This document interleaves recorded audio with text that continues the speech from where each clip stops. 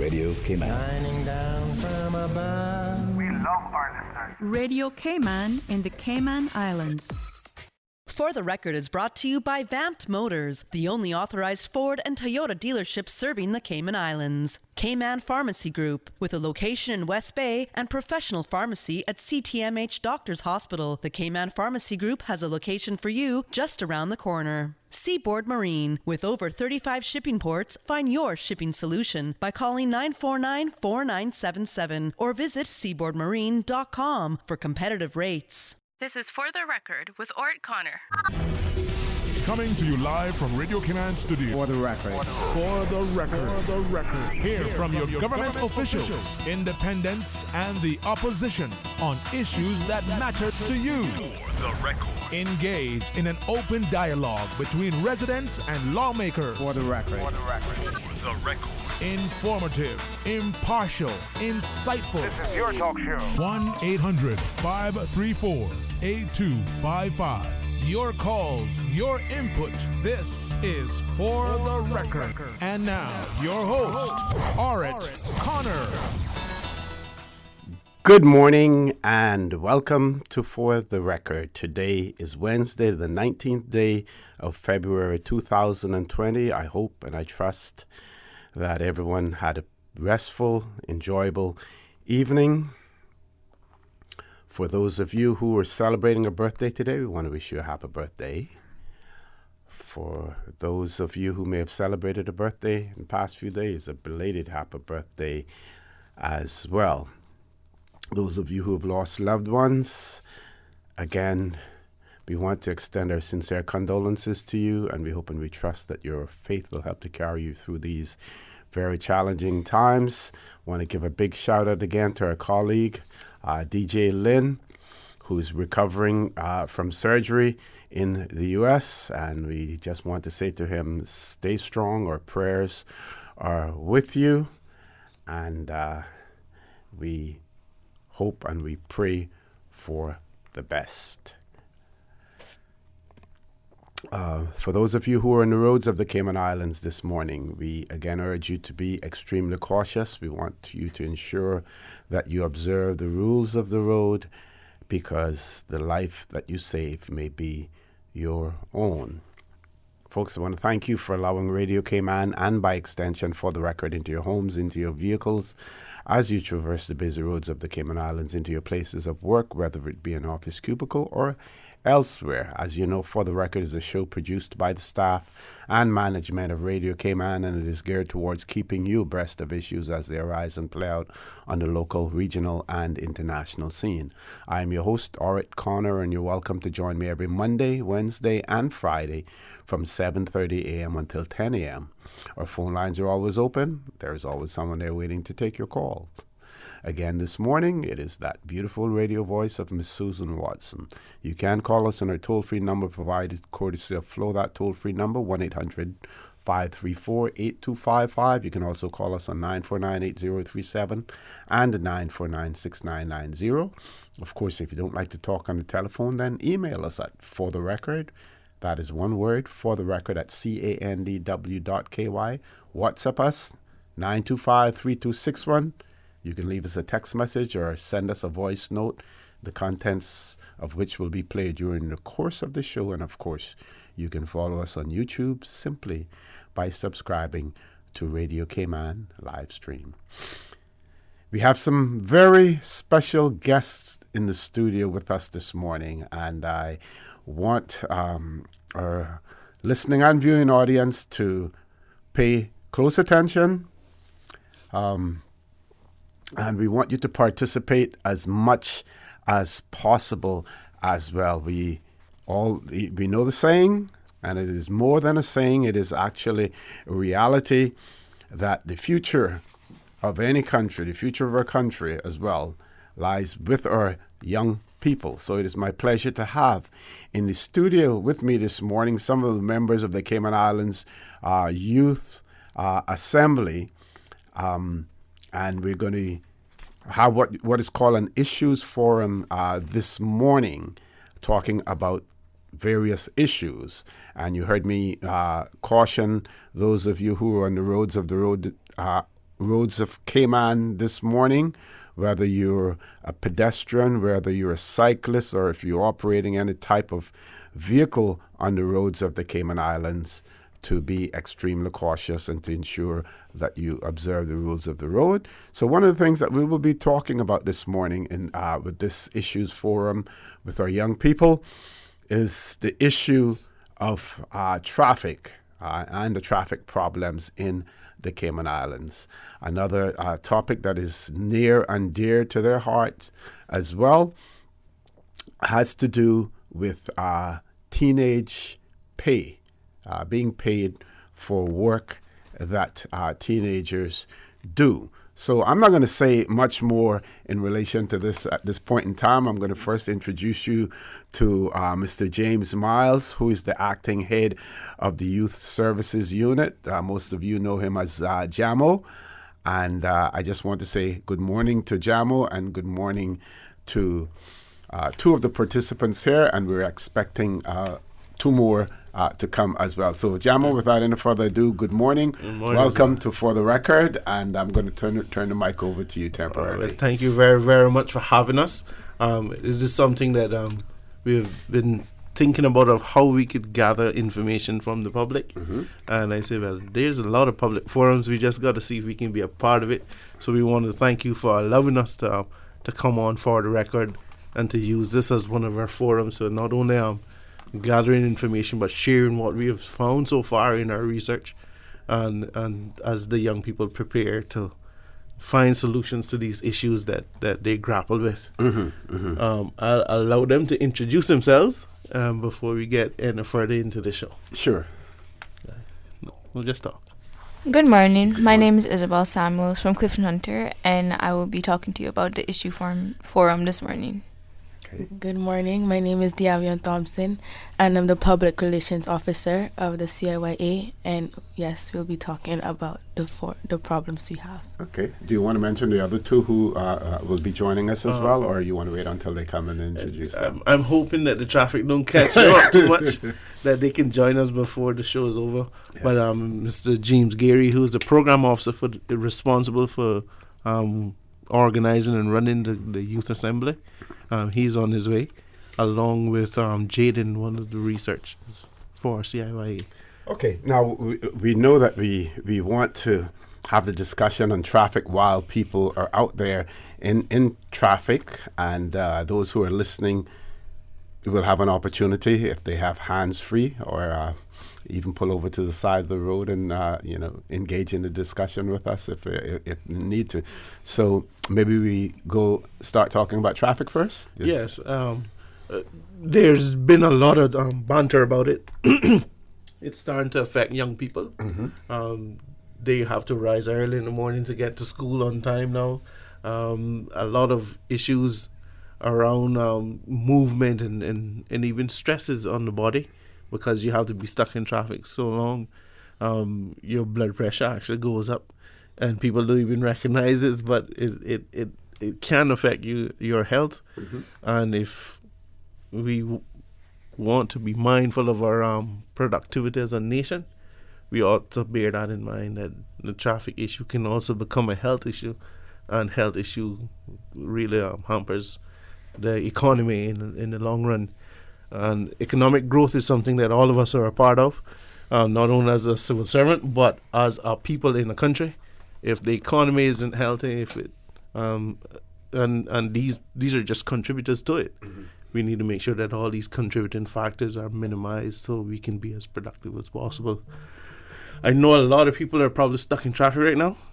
This morning, while I was collecting these students to come to this forum, I saw a lot of cars on the road from early in the morning. I like, wow, it's not even 6 a.m. yet, and there's a lot of cars on the road. And I said, well, we need to make sure that we don't get stuck in it, and we can make it to the forum on time. So we're here. Thank God that we got down in time. It wasn't a lot of traffic to fight at the time that we moved, but I'm pretty sure it's pretty heavy right now.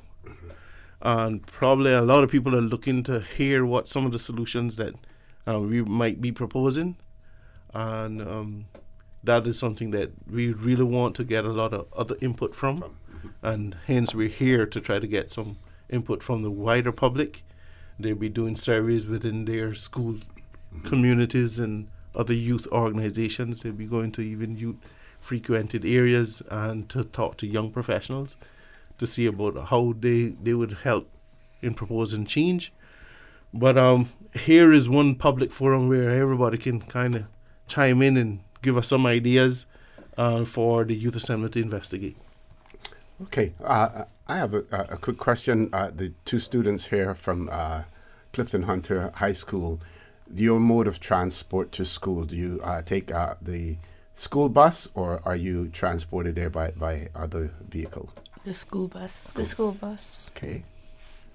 And one of the reasons given for the traffic problem that we have now has been the changes in time in relation to starting of the school day. How has that impacted the students? Do you find that you have to get up earlier in the morning now to go to school? Yes, we have to get up earlier because we have to get ready in order to catch the bus, in order to get in the traffic to get to school. So what time are you looking at waking up in the mornings? Well, it depends on how you treat yourself, because I have to wake up at 5:30 so that I look decent to go to school. And school starts at what time? School officially starts at 8 o'clock. So you're up at 5. But if you want to catch breakfast and reach there in time, you have to wake up early and catch the bus at 7. Or for some people earlier, depending on their location. Are you aware of friends and your colleagues who take other types of transportation other than a bus to get to school? Yes, sir. They're driven by their parents or what? And what are your feelings in relation to that? Do you think all students should use public transportation? Do you think that would help with the traffic situation? Possibly, because it depends on the family situation why they get transported like that. But if there could be less cars on the road and everybody could be in a bus and it just be a set of buses going to one location, then it would be better. And less cars on the road. Okay. I'm going to have another question for you later on, but I'll let you think about it now. In terms of when I was a youngster, you reached 17 and you wanted to get your driver's license. That was one of the things that you wanted to do. Then you wanted to get a car. Cars were, well, in terms of when you compare now how easy it is to get a car, to those days, it was much more difficult then to get a car. And I'm curious later on to know what are your views and the others who come along as well in terms of your wanting to, number one, get a driver's license when you reach the age that you can get it, and number two, whether or not you would want a car or you feel comfortable the way you are. But Jamo, back to you with the mic, and we have a job here that we need to get done. I think we probably touched on some of the issues that we want to hammer home at this time because of the traffic. As soon as the others arrive, I think they'll probably have a different story to add to our thing. But in terms of the early school start, I think the moving the school start just a half hour earlier, I don't think that contributes so much compared to the number of cars that came in. And I think that is one of the things that we're looking to propose, that they limit the number of cars per household, or we limit just the number of cars that can come in like a quota system on a monthly basis. Because if it's so much cars and everybody can bring in cars, it is not just the dealers. The dealers have quotas that they go by just to continue to be a brand carrier. Yes. So by them having to meet a quota, we now jeopardize their business and their status by having everybody else import vehicles. And I think that ought to find some remedy. I think we need to balance that out, saying that only the dealers can bring in. If you can bring in one car that you say you have sentimental attachments for, from when you were in college or whatever, and you want to bring your college car home, that's something you might have to deal with through the dealers, that they bring in your car for you, and then you just pay the freight and shipping or whatever, and not the purchase price because you already purchased the car. Okay, we're going to take a commercial break. Something to think about when we return. You spoke about the economic success that Cayman is experiencing at this point in time. Right. Part of that economic success has to do with the revenues that government pulls in. A lot of that comes from importation of goods, including vehicles. And there was a Cayman Compass article in June of last year, that spoke about the fact that they had reported that 4,457 vehicles were imported into the Cayman Islands in 2018. And that was up from 2,298 in 2009. So in 10 years, the number of imports per year basically doubled in 10 years. That's a huge jump. So we need to look at that. We can talk about how it may possibly impact on government's revenue, and how can government then make up that shortfall as well. So folks, please stay tuned for the record. We'll be back shortly. We know lots of you are listening. The young people want to hear from you as well in terms of any ideas that you may have. You can either do that by calling in, or you can also send us WhatsApp messages or emails as well. When we return, I will give you those numbers and those email addresses that you can participate in the conversation as well. So please stay tuned for the record. We'll be back shortly. The Cayman Islands boasts of a long, colorful, and rich history. In tribute to our roots, Radio Cayman, the voice of the Cayman Islands, is pleased to bring you the Historical Vignette Series, sponsored by Cayman National Bank. Visit Cayman National Bank today for all of your financial needs. The Cayman Islands, he hath founded it upon the seas.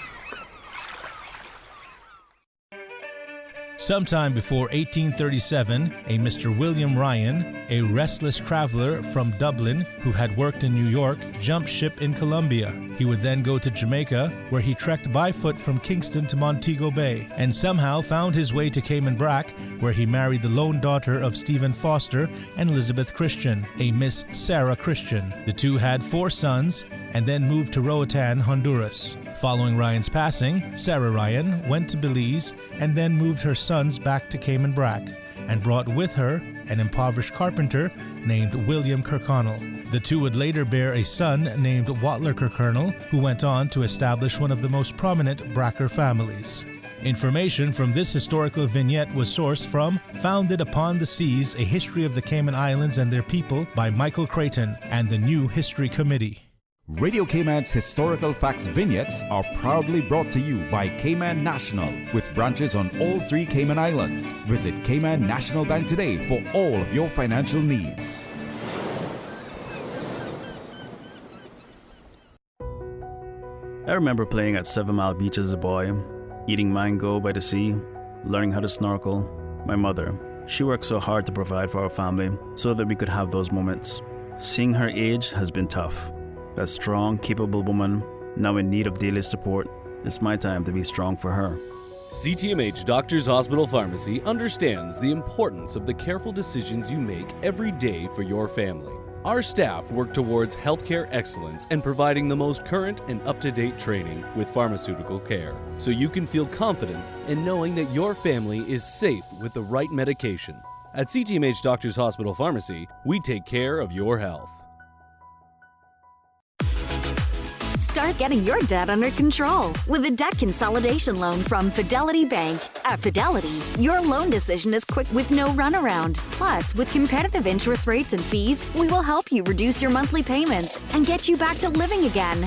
Don't let the burden of overwhelming debt tie you down this year. Call Fidelity today and let's make it happen with a Fidelity Bank Debt Consolidation Loan. Fidelity, we're good for you. 2020 means perfect vision. And if you have your sights set on driving a new hybrid, then the time is now to check out the new RAV4 and CHR. Hold up.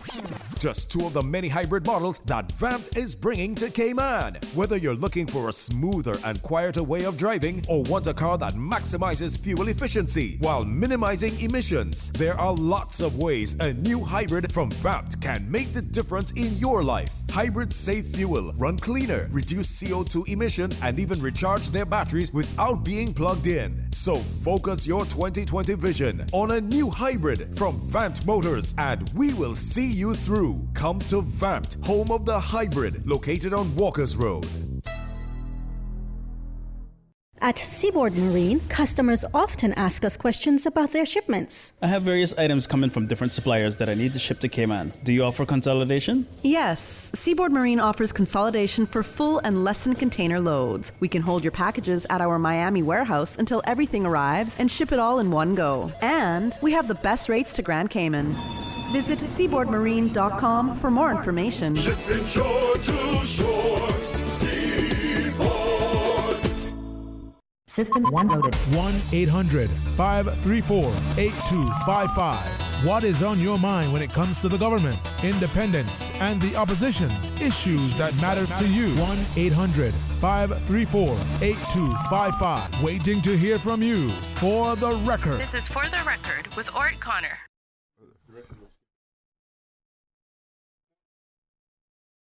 Back to For the Record. We're graced with the presence of members from the Cayman Islands Youth Assembly. We have an issues forum this morning that where we're discussing teenage pay for pay for teenage workers when they do work, and we're going to list some of the best paying jobs that teenagers can have today as well, and whether they should be remunerated for the work that they do. We know, for instance, that the government has a summer program, and maybe it goes on beyond the summer as well, where you have student interns, where you have students come, spend time in various departments. They do get their credits for that in school, and whether or not they're paid is another question as well. So we will be discussing that. That discussion, initially, we started speaking to Miss Devana.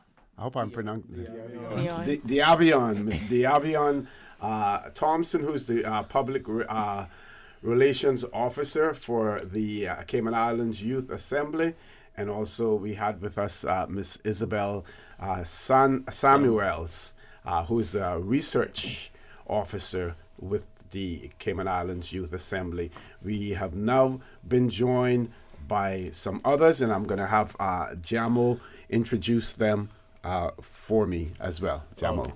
Well, James Gary's here. He's the program officer with responsibility for the Youth Assembly. Mm-hmm. With him is Liz Harderine Smith. She is also on the research team. And also joining James is Jaden Champagny. I always crucify his name. So maybe he can introduce himself. Sure, Jaden, go right ahead and introduce yourself. My name is Jaden Champagny from Wesleyan Christian Academy. Okay. And Liz is also from Wesleyan Christian Academy.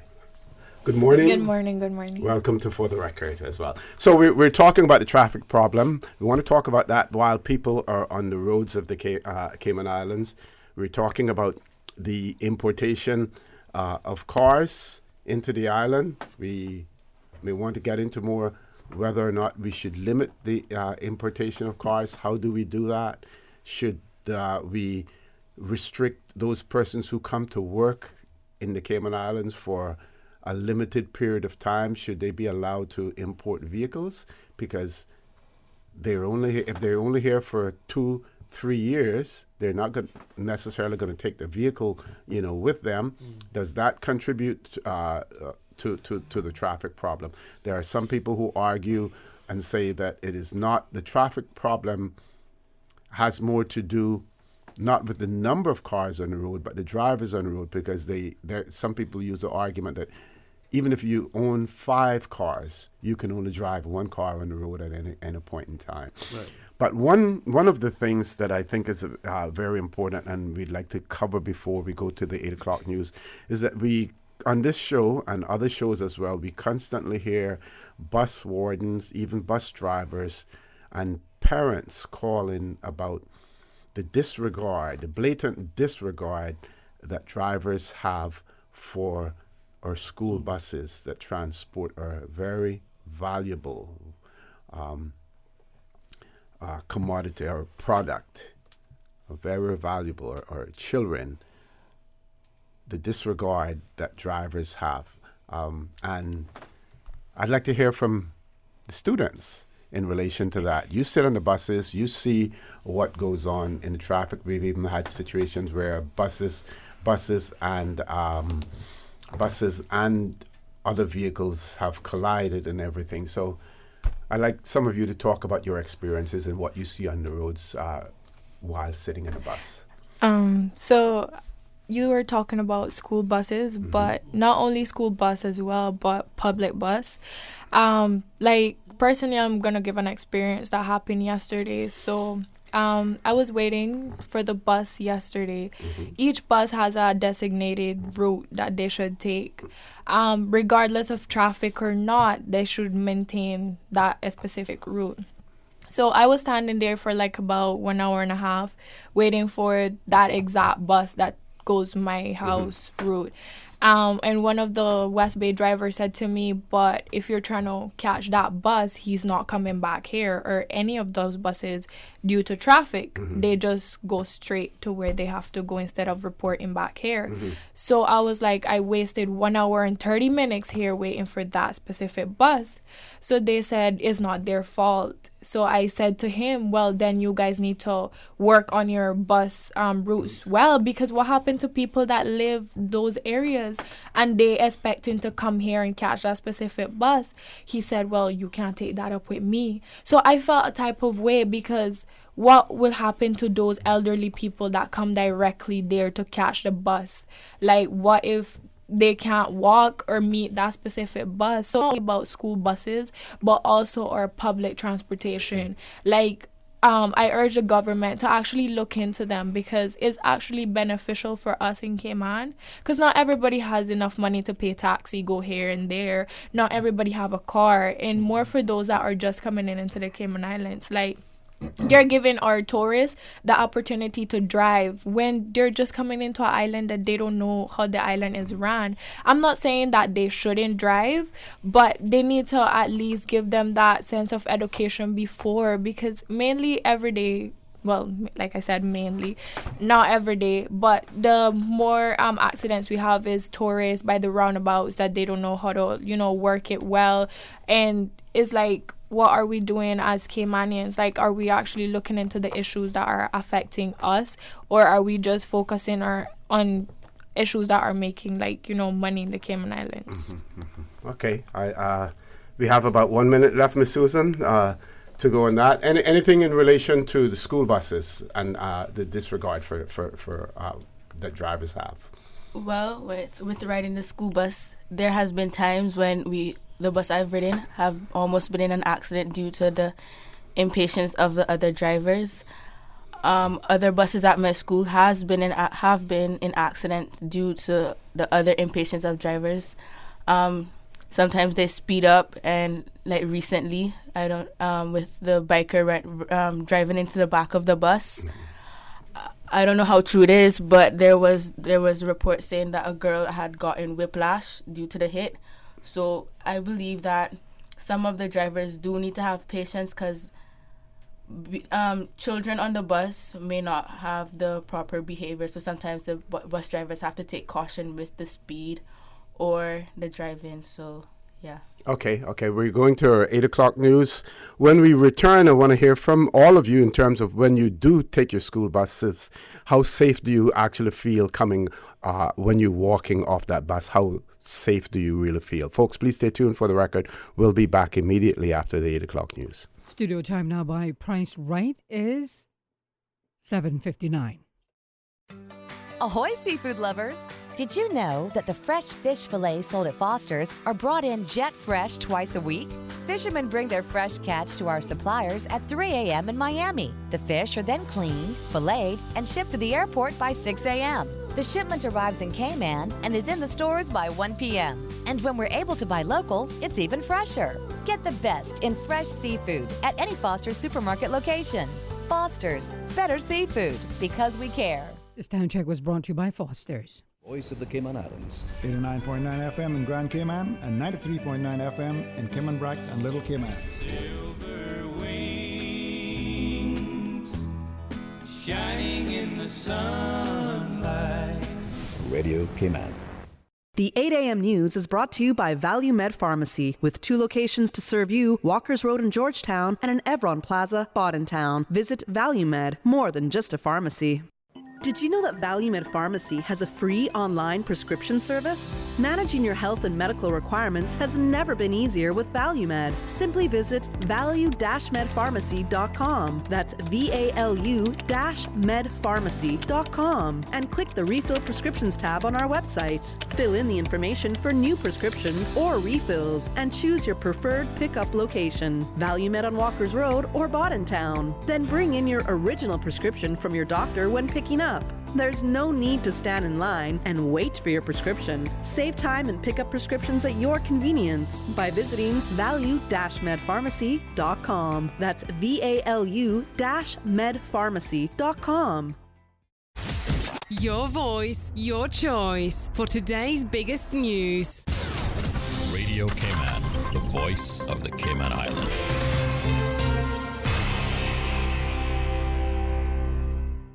With your latest news, I'm Carsley Fuller. Colors Cayman celebrated their 2-year anniversary on February 15th, and the nonprofit dedicated to the LGBT community received some exciting news. Keynote speaker Daniel Gehring, and he announced that we do have the support now from Stonewall in the UK, which is a massive LGBT foundation. They'll be keeping a close eye on our activities when it comes to how we're tackling their proposed constitutional reform and LGBT issues as a whole, as they pertain to the Cayman Islands as well as the Caribbean in general. President and founder Billy Bryant says this means more recognition for the organization. This just means that we're gaining more and more support. We've been networking with other activists and NGOs across the region to trying to pool our efforts. There are a lot of different jurisdictions to cover in the Caribbean and Latin America. I think if we can band together to lobby the UK government, whatever we need to do, to affect change. It's just looking good. A special event was held over the weekend at Craft to mark the 2nd anniversary. And the Lighthouse School and Cayman Islands International School are working together in a new civic collaboration partnership. CIGTV's Donna Bush has more. Year 1 and 2 students from the Lighthouse School and grade 6 students from CIS have been working together to make a difference in the community and develop their civic understanding and responsibilities. After the initial getting to know each other sessions took place in both CIS and LHS, the group embarked on their first civic project last week by spending the afternoon cleaning the beach. Leaders from both schools say they're really happy to be building a friendship and partnership with each other, citing the importance of schools on the island connecting to create a broader sense of community amongst the youth in the Cayman Islands. CIGTV's Donna Bush. In regional news, Chairman of the Caribbean Community CARICOM, Mia Motley, has announced that a modest fixed single roaming rate will be implemented for the region this year.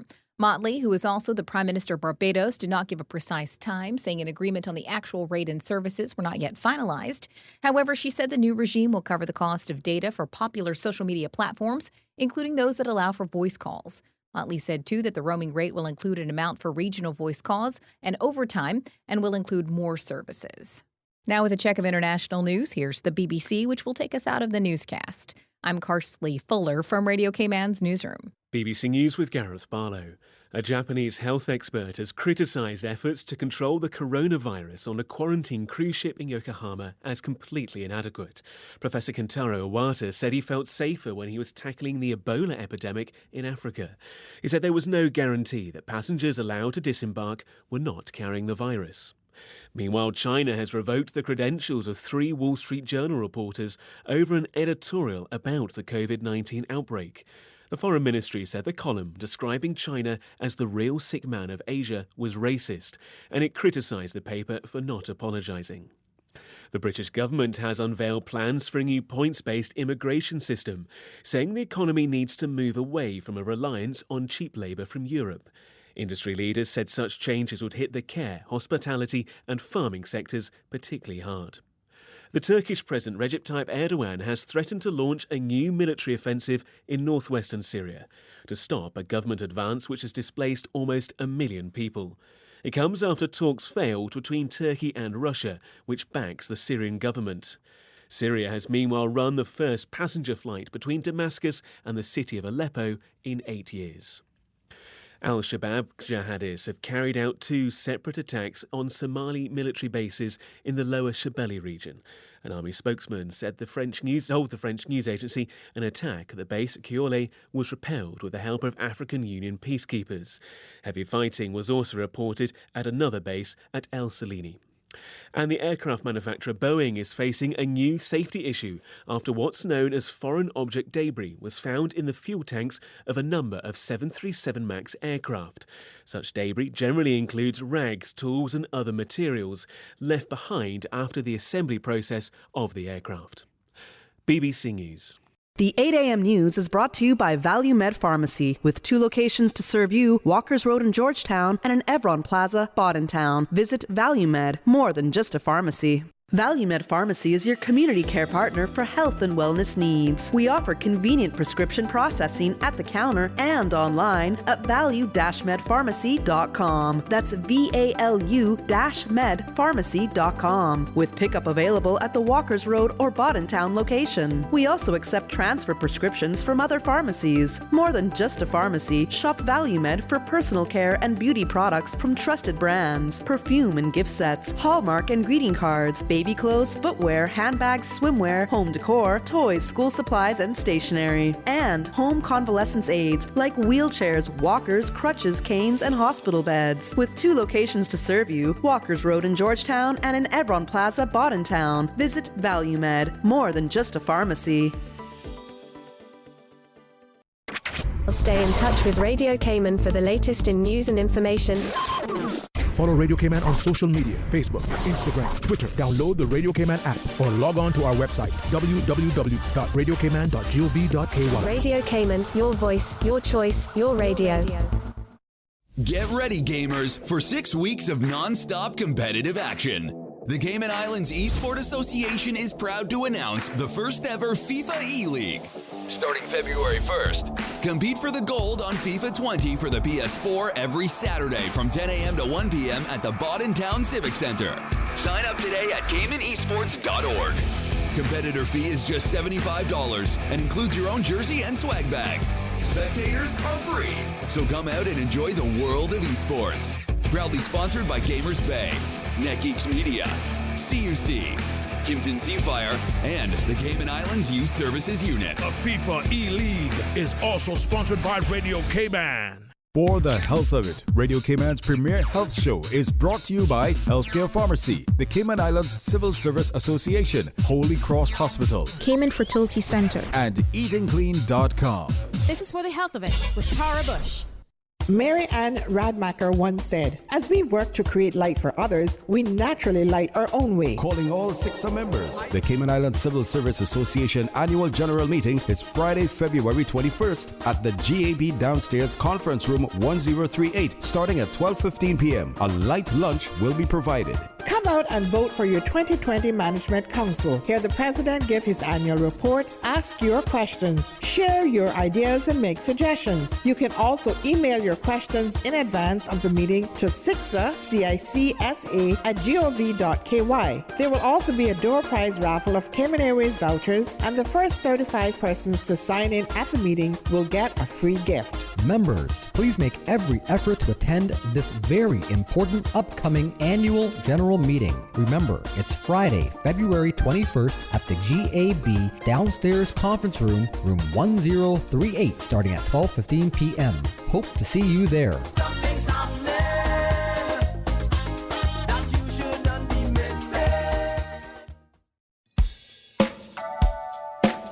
Good morning. Time now for the latest weather report. Current temperature is 82 degrees. Relative humidity is 92%. Barometric pressure 30.03 inches and rising. The wind is east at 4 knots. Overnight low temperature was 77.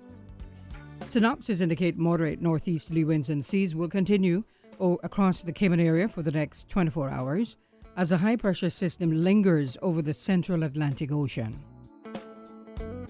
Radar images show isolated showers in and around the Cayman area. And the forecast for today and tonight calling for partly cloudy skies with a 20% chance of showers. And temperatures will be in the mid-80s today and will fall to the mid-70s tonight. Your winds will be east to northeast at 10 to 15 knots and seas will be moderate with wave heights of 3 to 5 feet. We're presently at a high tide and the next low tide will be this afternoon at 2:15 and a high tide again tonight at 7:39. The sun will set this evening at 6:26 and will rise tomorrow morning at 6:52. And the outlook is calling for similar weather conditions through Friday morning. The traffic report is brought to you by Subway. Planning a meeting, event, or office celebration? Visit subway.ky to place your catering order today. Once again, we take a look at what's happening on our roads. Coming from the east, a lot and lots of heavy traffic on Shamrock Road, also on the Linford Pearson Highway. A lot of patience needed this morning as you make your way to Georgetown.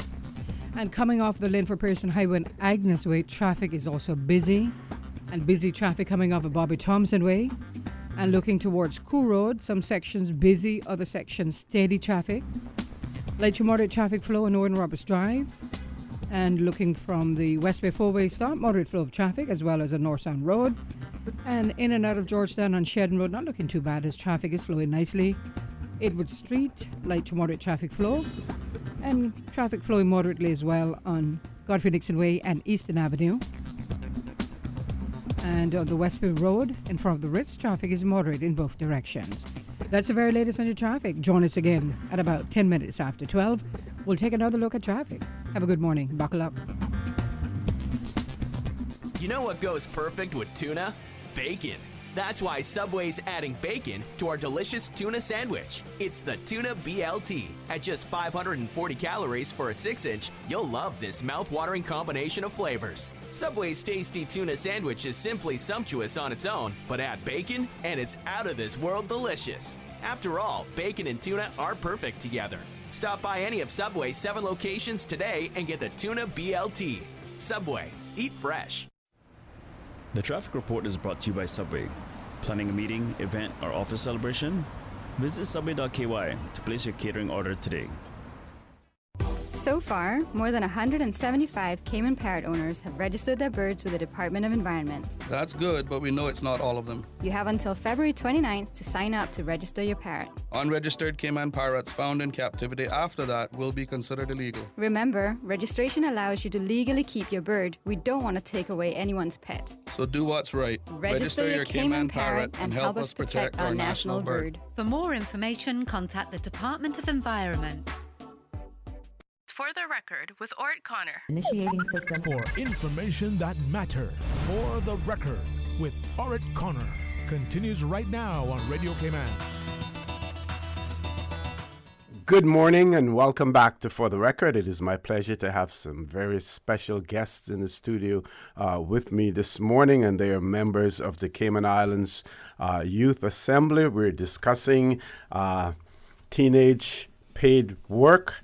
as well as the traffic problems in the Cayman Islands. We are concentrating mainly on the traffic problems in the Cayman Islands first, because we know that many of you are out there in bumper-to-bumper traffic at this point in time. Gives you an opportunity to listen in, and if you have an opportunity also to call, and you may have in your vehicle with you student, your child or a student who's going to some school this morning as well. And even though it's after 8 o'clock now, but some may still be out there, and this would be an opportunity also for you to for them to engage, because we're wanting to hear from you, wanting to hear your views as well. You can participate in the conversation by calling us on our toll-free number, 1-800-534-8255. You can also call us on 949-8037, 949-6990. Email us at fortherecord, one word, fortherecord at candw.ky. WhatsApp us, 925-3261. And then, of course, follow us on YouTube simply by subscribing to Radio Cayman live stream. I have a message also from MLA, Mr. Ezard Miller, who has basically given up his slot this morning so that I could accommodate you as well. And he just wanted to say that he was happy to give way to our younger citizens.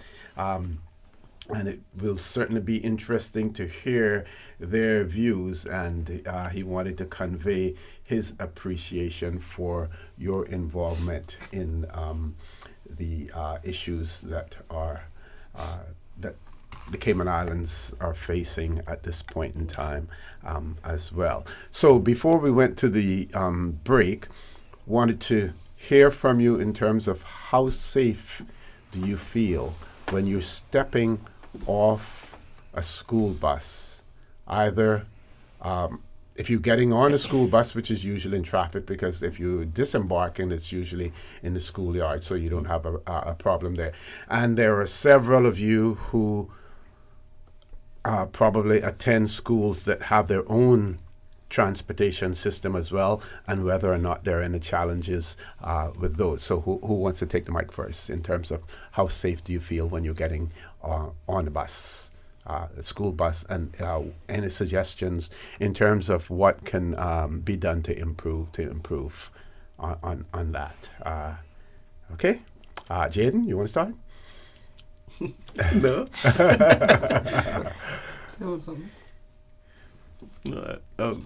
I know they have we have private school students here. Jaden and Liz is from Wesleyan Christian Academy, and we have public school students. Diavion and Isabel is from Clifton Hunter, and they have totally different experiences from riding their school buses. Okay. Let's hear about them. Someone. Well, my bus drops me off in my neighborhood, so I feel safe coming off. But I have seen times where children are getting dropped off at the main road, and the bus turns slightly in the road so that cars cannot come. But there have been times when cars actually speed up to beat the bus, or when students are walking across the road, they're still driving up. And so there have been times when bus drivers get angry and start making noise because of the drivers not driving safe and almost causing accidents or hitting the students across the road or something. What do you feel should happen to those drivers who disobey the law? I'm not really sure, but I think they should obey the laws and show respect when the bus drivers are putting up, because the stop sign comes out at the side of the bus, and even when they see it, they still are driving across. Okay. So. And some people have suggested that maybe installing some cameras on the vehicles, because in most instances, unless you're able to record the license plate of the offender, there's really not much evidence that you have. But if you had cameras there, then it could be recorded and later on reported to the police as well if those cameras were on the buses. Do you think that that's a good suggestion? Yes, sir. Okay. Now, for there are I am made to understand that there are private schools that have buses, but the cost of transportation is not necessarily included in your tuition in those private schools, and as a result, you have to pay extra to ride the school bus. Does that encourage one to take the school bus or to take other forms of transportation?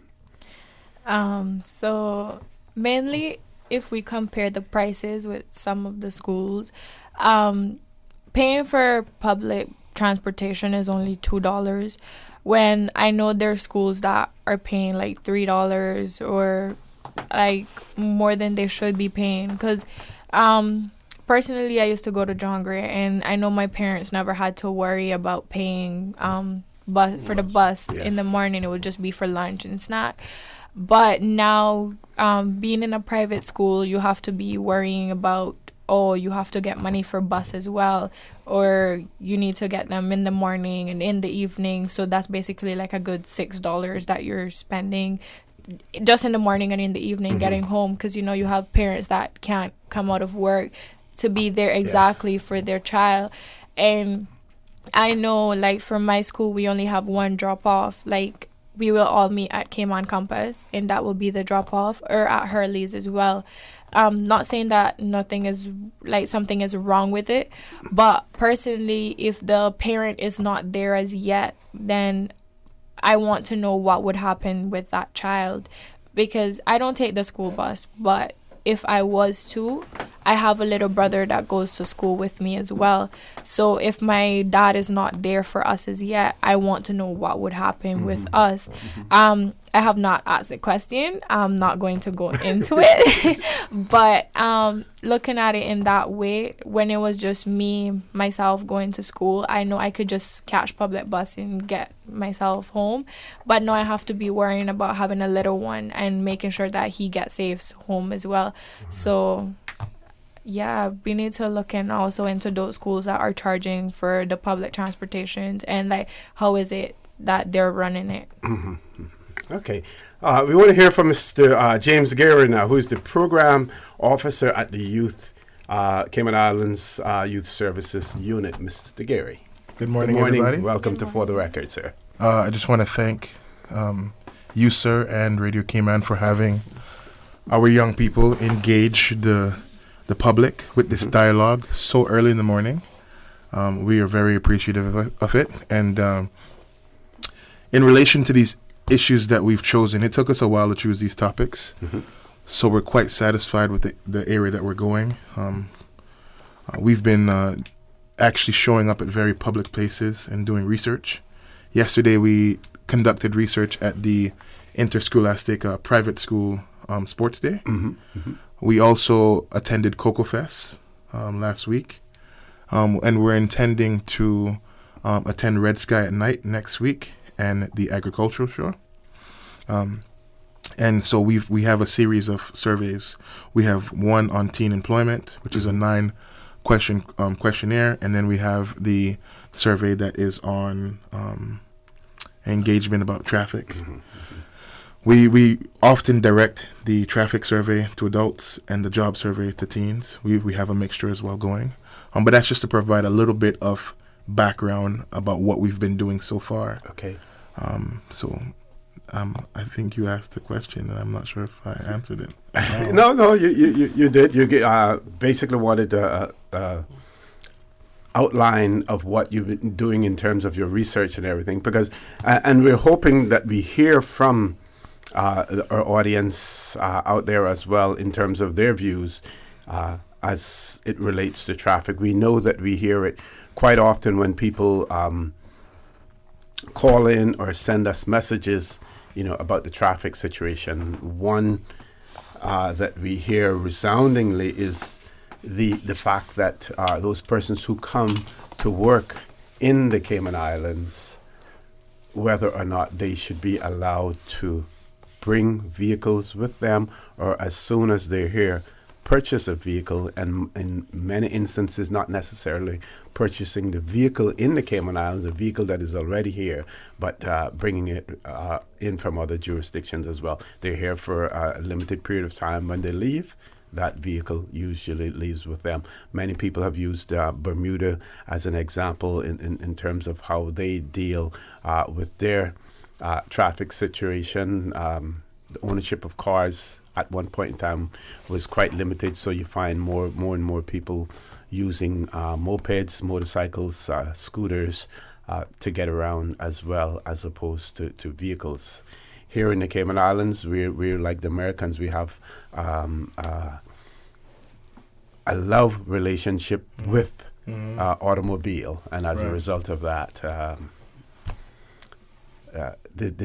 we're where we're at because we have not placed any restrictions. Now we do know that there's a committee that has been established, and we understand that Mr.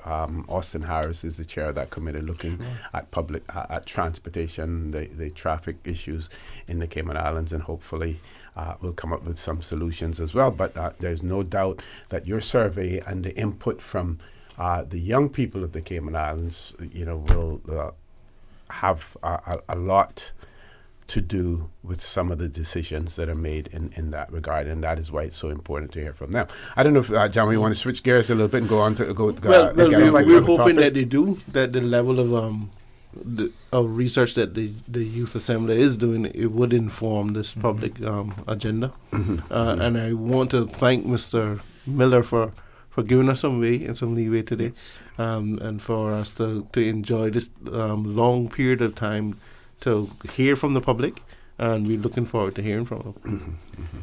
If I could chime in on a lot of what you shared some really good things. And I think for us, as we've engaged the public already, as we've met, because we meet every Thursday, and we talk about these things, we talk about the efficacy and the efficiency of the transport system, and what we're doing with teen jobs as well. And I think that a major issue that we have is the traffic, but the solution is not per se in barring transport coming in, because that's a revenue earner for government. So I think a better policy and political move would be to upgrade our transportation system, because Ms. Hatterine just shared with us that oftentimes the drivers don't follow their routes. And part of that is because it's not efficient for them.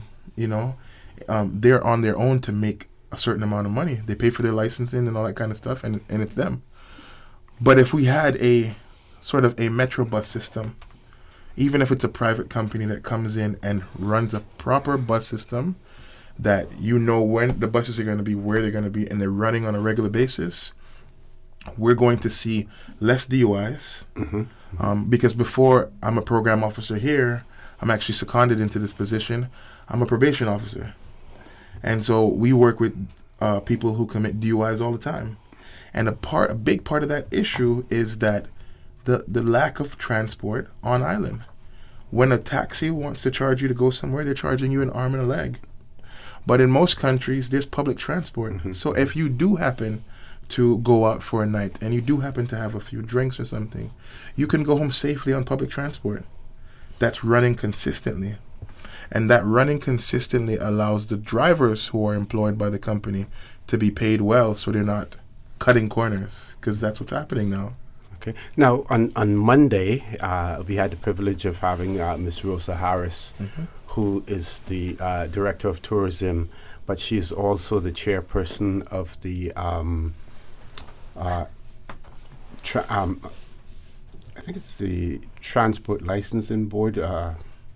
I forget the name of the organization, but she's a chairperson, in relation to Public Transport Board as well, right? And she spoke about the addition now of larger buses that are running some of the routes. And I've seen them on the road rather than the smaller buses, the jitneys, larger ones that are running. I don't know whether or not they're being subsidized, because one of the things that you talk about in terms of public transportation, it may not be financially viable at this point in time, and whether or not some type of government subsidy, would be necessary to provide some, some incentive for them to do that. But I believe we have a caller. Let's go to the phone lines. Caller, good morning. Welcome to For the Record. Thanks for calling in. Good morning, Mr. Connor. Good morning to your panel. Good morning, sir. I'd just like to say it's a very interesting topic this morning, of course, and a crucially important one as well. I think that just a few salient points. Firstly, the gentleman was just commenting on perhaps the solution of using a more a better organized public transport system, and even if it requires a government subsidy. When one thinks about the potential benefits, including the decrease in traffic congestion, including the decrease in the risk to school children, if school children are taking the public transport system as they do in other countries where they have a properly organized public transport system with regularly scheduled services that can be depended upon, and the fact that the government probably already subsidizes or pays for a substantial portion of the transportation to the public schools, you would avoid all of those issues effectively if we have an effective public transport system. And just to add to that, Bermuda does have a regularly scheduled public transport system. They have less roads than we do, given their relative size. They have an equal population, more or less. And they have a regular scheduled bus service on 11 routes. And ferries as well, too. Yes, sir. Absolutely. So and they don't seem to have the same types of problems, certainly, and perhaps most importantly, the risk to school children when drivers who are frustrated because of their own woes with the traffic problem are getting frustrated and not observing the road rules. All of these kinds of things can be eliminated to a large extent by virtue of having a properly scheduled transport system. And so I think that really the focus would be best placed on ensuring that we have an organized public transport system and that the school children are able to use that along with the general public. And that would substantially eliminate a lot of the traffic woes, as well as decreasing long-term costs to government. So I think it's a very serious matter that needs to be given substantially more consideration. Thank you very much, caller. We certainly appreciate your views on that, and the young people around here have taken note of that as well. Thank you very much. Time for us to take a commercial break. Folks, please stay tuned. For the Record, we'll be back shortly, and we're looking forward to more calls from you as well. Start getting your debt under control with a debt consolidation loan from Fidelity Bank. At Fidelity, your loan decision is quick with no runaround. Plus, with competitive interest rates and fees, we will help you reduce your monthly payments and get you back to living again. Don't let the burden of overwhelming debt tie you down this year. Call Fidelity today and let's make it happen with a Fidelity Bank debt consolidation loan. Fidelity, we're good for you. CTMH Doctors Hospital Pharmacy, formerly known as Professional Pharmacy, would like to thank the Cayman communities for their loyal support these past 18 years. Our staff work towards healthcare excellence and providing the most current and up-to-date training with pharmaceutical care. Thorough background checks and follow-up consultations is only the beginning. Your safety is our concern. Our staff are respected healthcare professionals whose job requires careful and precise calculations. Thank you for being a part of our family and for choosing CTMH Doctors Hospital Pharmacy, where we prepare to provide exceptional care. At CTMH Doctors Hospital Pharmacy, we care about your health. Rotary Club Central, in association with the Cayman Islands Health Services Authority, HSA, present Health Check 2020. Free health check, free mini medical consultation, diabetes, hypertension, and much, much more. Saturday, March 7, 10 a.m. through 2 p.m. Nurses, doctors, Rotarians in service to you. The Rotary Health Check 2020 at A.L. Thompson's, Foster's Airport and Countryside, Foster's Republics, and Kamana Bay. Costs you less. Express, and Hurley's Supermarket. You may save your life. Rotary Central Health Check 2020. Your life, your health. Rotary, connecting the world. System 1 loaded. 1-800-534-8255. What is on your mind when it comes to the government, independence, and the opposition? Issues that matter to you. 1-800-534-8255. Waiting to hear from you. For the record. This is For the Record with Orrett Connor. Good morning and welcome back to For the Record. In the studio with me this morning, we have members of the Cayman Islands Youth Assembly and their issues forum. Today, we're talking about teenage paid work as well as the traffic problems in the Cayman Islands, where the traffic issue has dominated the conversation so far. We heard from the last caller there had some very interesting and important points. I'm not sure if anyone wants to comment on what that caller said, but focus mainly more on public transportation. And it seems as if that is one of the key solutions that people are putting forward, one of the key solutions. I didn't hear everything the caller said, but when I could hear, I concurred with everything that he brought forward to the table. As we are talking about young people's issues, the mere fact that a parent has to get up super early to take their child to school, and then also be accommodated by some workplaces, not all, to go and pick them up when school is done, is a major inconvenience and a hamper on the business community as well, I believe. And that could easily be remedied by solid public transport, because once we know that that's in place, a parent can trust that to happen and it can be safer. And I also believe, as it relates to, I think the caller spoke on this as well too, when we have good public transport, people buy cars less. We're actually live here from my Facebook feed, and we have some people chiming in as well too, and a friend chimed in and stated that there was an accident that happened yesterday with an Avis rent-a-car and an SUV and a public bus on a roundabout. And what's happening is people come into the country not knowing how the driving works here, and the likelihood for accidents are higher. But if a person was to come here and work here on a work permit, they're going to try to live close to work. So public transport is what they really want to do. Yeah, and if they're coming here to save money, then having to have that additional layout for the purchase of a car, insurance, registration and the upkeep and everything else, it's a lot of too much. Pocket. Yes, yeah. Well, I had like the ferry idea, and it took me back to some of my history lessons, where the Cayman catboat was actually a mode of transportation. It was used as a truck. It was used as a hearse. It was used as transport from West Bay to town, from West Bay to North Side, and I think it would be a unique option that we could have if we make huge catboats and sail across the North Sound. I think it would bring back a tradition, plus provide a solution for public transport for those coming out of the eastern districts. Okay, we have another caller. Let's go to the phone lines. Caller, good morning. Welcome to For the Record. Good morning, OC, and good morning to your young panel there. Good morning, sir. Good morning.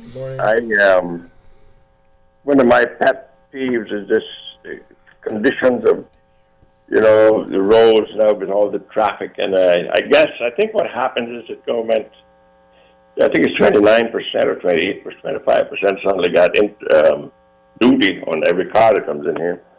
And I think it's a source of revenue for government, so I can't blame them for trying to get more money. But I just want to say something, and I don't like talking about myself because I'm not boastful. But back in 1972, when I was working with Doucette as a budding architect, I told the members of government at that time that they should start looking at road corridors and securing those corridors for roads so that when they needed them, they didn't have to go chasing people to try to get the land, because government has a thing called eminent domain in which they can secure those roads. They didn't even have to pay for them yet, and that never happened.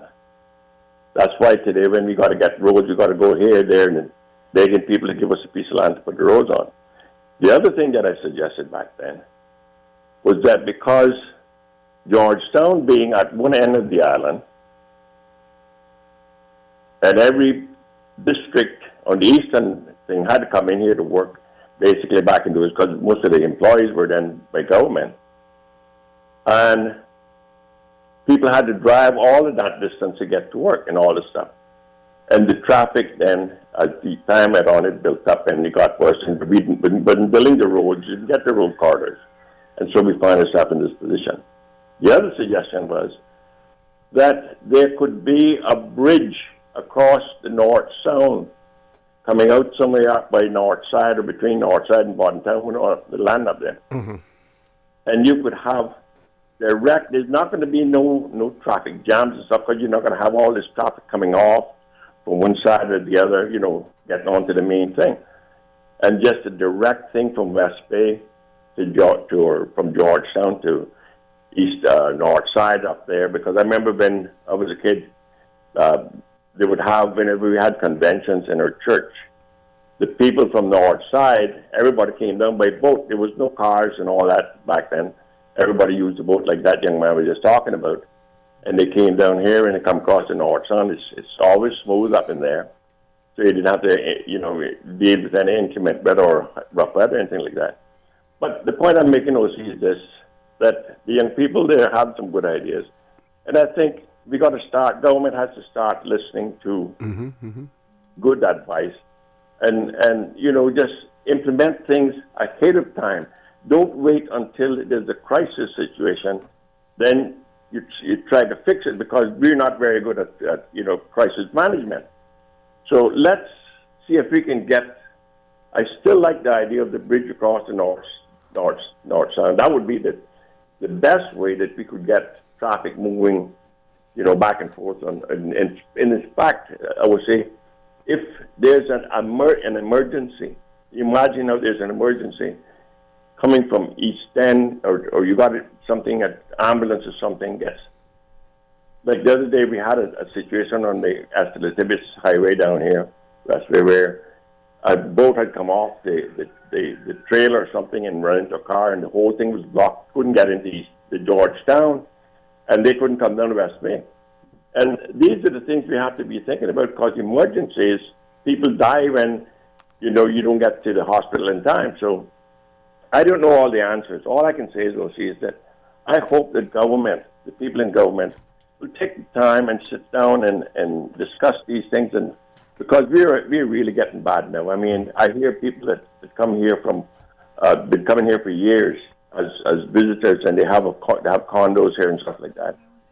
And they're talking about they don't know if they're going to come back because the traffic is so bad. And if you can imagine, I will see that you get 4 of them big cruise ships, 3 of them big cruise ships come in Georgetown, people come off there. You're not going to be able to turn around Georgetown. We weren't prepared for it. Nobody thought about it. I don't know. God bless us. Hope that we'll all get the answer soon. Thank you very much, caller. Thank you very much for that. I agree with the caller in regards to the lack of preparation. The Cayman miracle that we have, while some saw it coming, we still didn't prepare. We didn't prepare for it. And we still don't prepare for it today. We see where we build an airport, we refurbish it, we extend it, and before the work is finished, we have outgrown it. So that presents a problem as well. We want to switch gears slightly a bit, because it has to do, Liz wants to talk about education and the focus, and it's going to bring the dock, the port project into the conversation. It's going to bring the Smiths back there, project into the conversation as well. I just want to preface it by saying that people shouldn't misinterpret the intentions of the government. I believe that what the government is doing or attempting to do is well intended and is not intended to harm the Cayman Islands in any way, but to enhance and to look towards the future. We're seeing challenges again when it comes to our financial industry.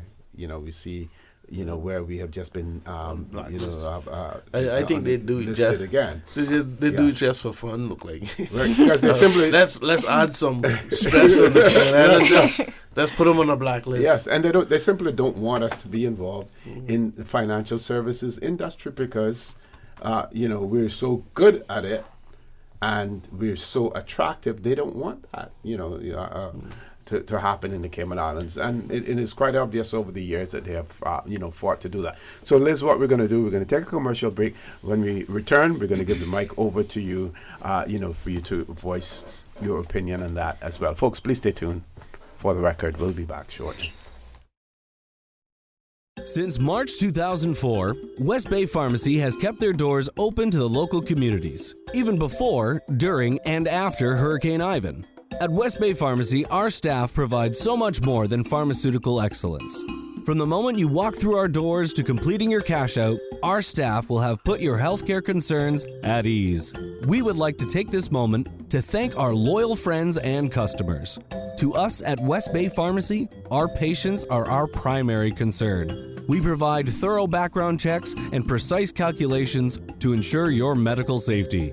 Thank you for being a part of our family and for choosing West Bay Pharmacy, where we care about your health.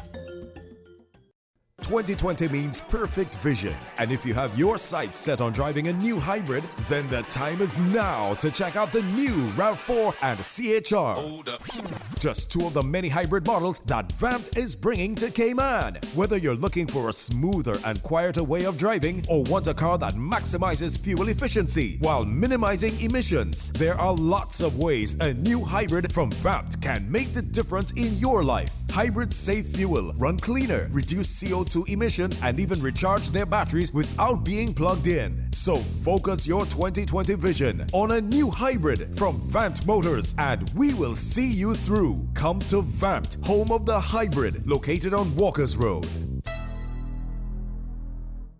Rotary Club Central, in association with the Cayman Islands Health Services Authority, HSA, present Health Check 2020. Free health check, free mini medical consultation, diabetes, hypertension, and much, much more. Saturday, March 7, 10 a.m. through 2 p.m. Nurses, doctors, Rotarians in service to you. The Rotary Health Check 2020 at A.L. Thompson's, Foster's Airport and Countryside, Foster's Republics, and Kamana Bay. Costs you less. And Hurley's Supermarket. You may save your life. Rotary Central Health Check 2020. Your life, your health. Rotary, connecting the world. If your business is over here, but your customers are over here, adding more yellow to your business will bring you both right here. With everyone searching yellows, print, online, and mobile app, getting your business noticed is easier than ever. Book your consultation today at findyellow.com. For the record, with Orrett Connor. Initiating system. For information that matter. For the record, with Orrett Connor. Continues right now on Radio Cayman.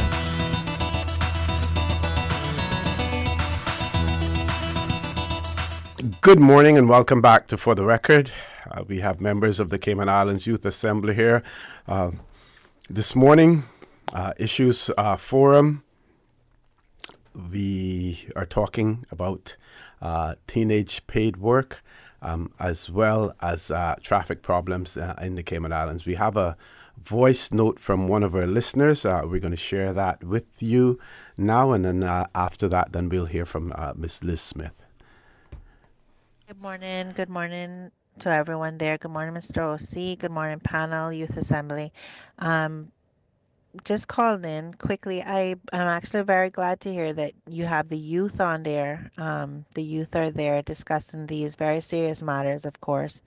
Very glad to hear that this morning. Just to quickly chime in, also, again, yes, reliable, affordable, safe public transportation that both our school children and the public can utilize. Traffic, it's just a growing.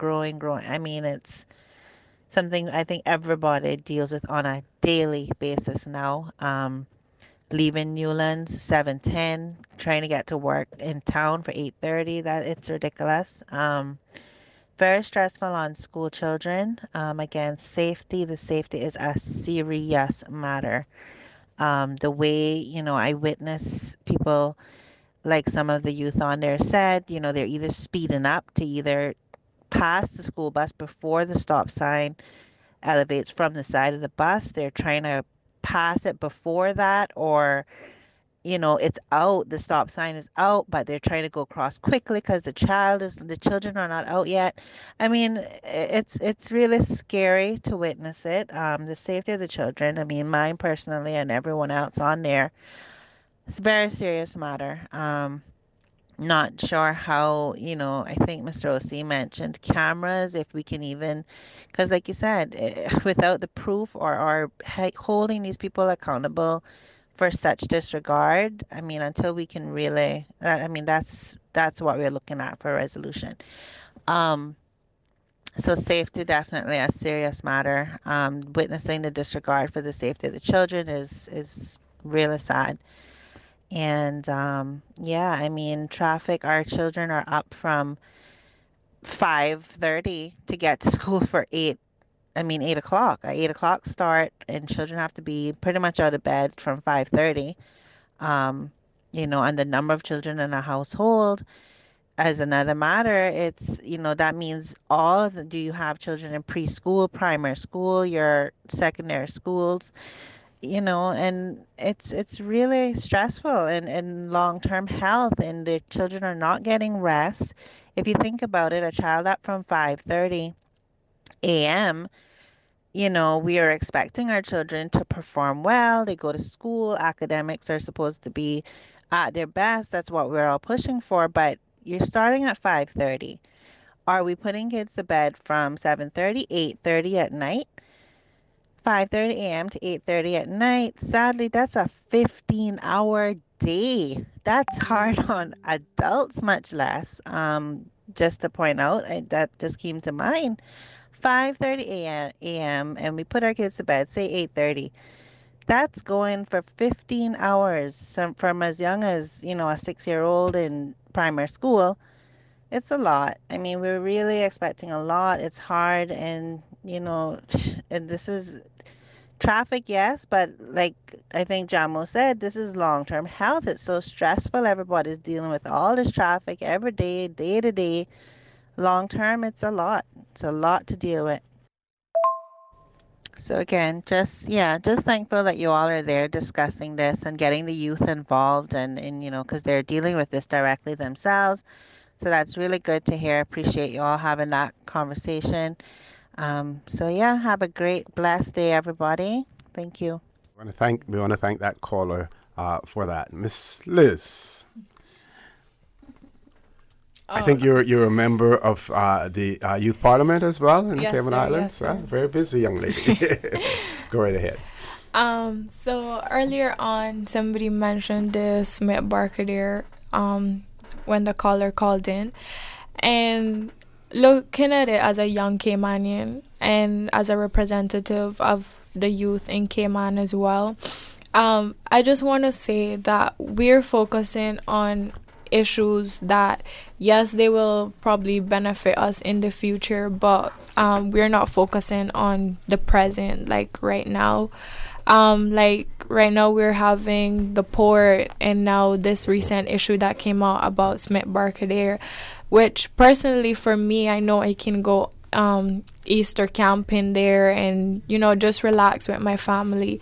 And looking at it, I just want to tell the government that instead of focusing on those issues, not saying that the government is not doing anything, but start to look on issues that are actually affecting your youth today, like the caller said as well, is health issue, because you have youth that have to wake up and they have a long day, because some of these students go to UCCI during college or during John Gray that they have to deal with double periods, or they have to deal with so much things on a daily basis, and to wake up so early in the morning, people say that your brain is refreshed and when you wake up so early, but it's not for everybody, more for teens that are just growing up and developing.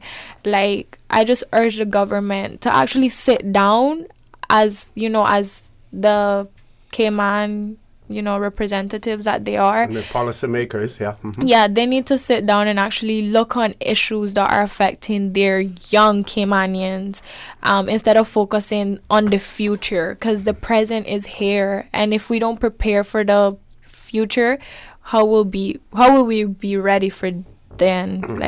Exactly. Okay, we have another caller. Let's grab the caller. Good morning, welcome to For the Record. Good morning. So see, you're touching the future and looking at the future in front of you. That's you're so right about that, sir. Thank you. And I am so happy that they're on there, and I am even more satisfied that they're expressing their views freely. And they're saying things that unfortunately, government is not hearing and is not heeding. Because traffic is a people problem.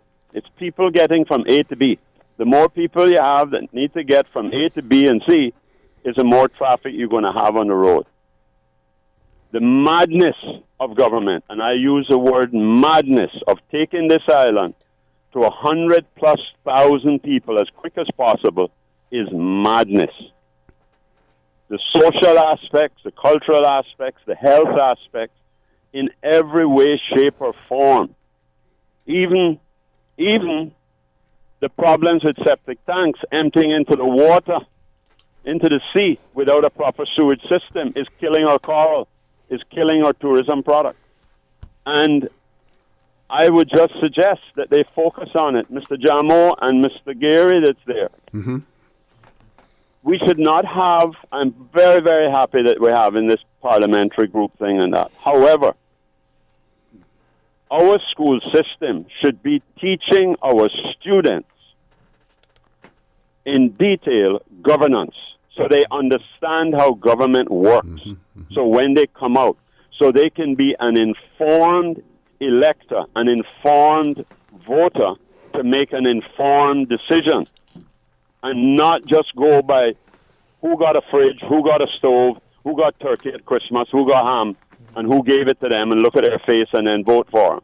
Those days should be way, way behind us, the controlling. And I'm asking you, adults here, push to get government education to be a requirement in all schools. In addition, financial literacy. Because when they come out of school and they want to give them credit cards, they want to put them in debt right away, and they will live their life in debt instead of being a group of savers putting money for the future. Financial literacy, please. And I will leave you with that for right now, Ms. O.C.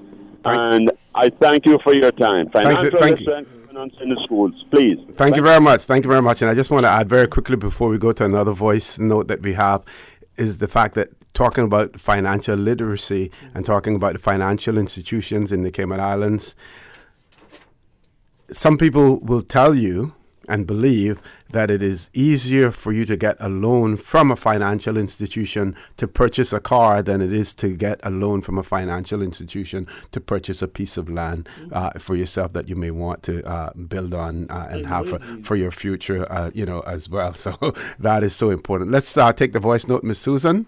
So very welcoming this topic this morning.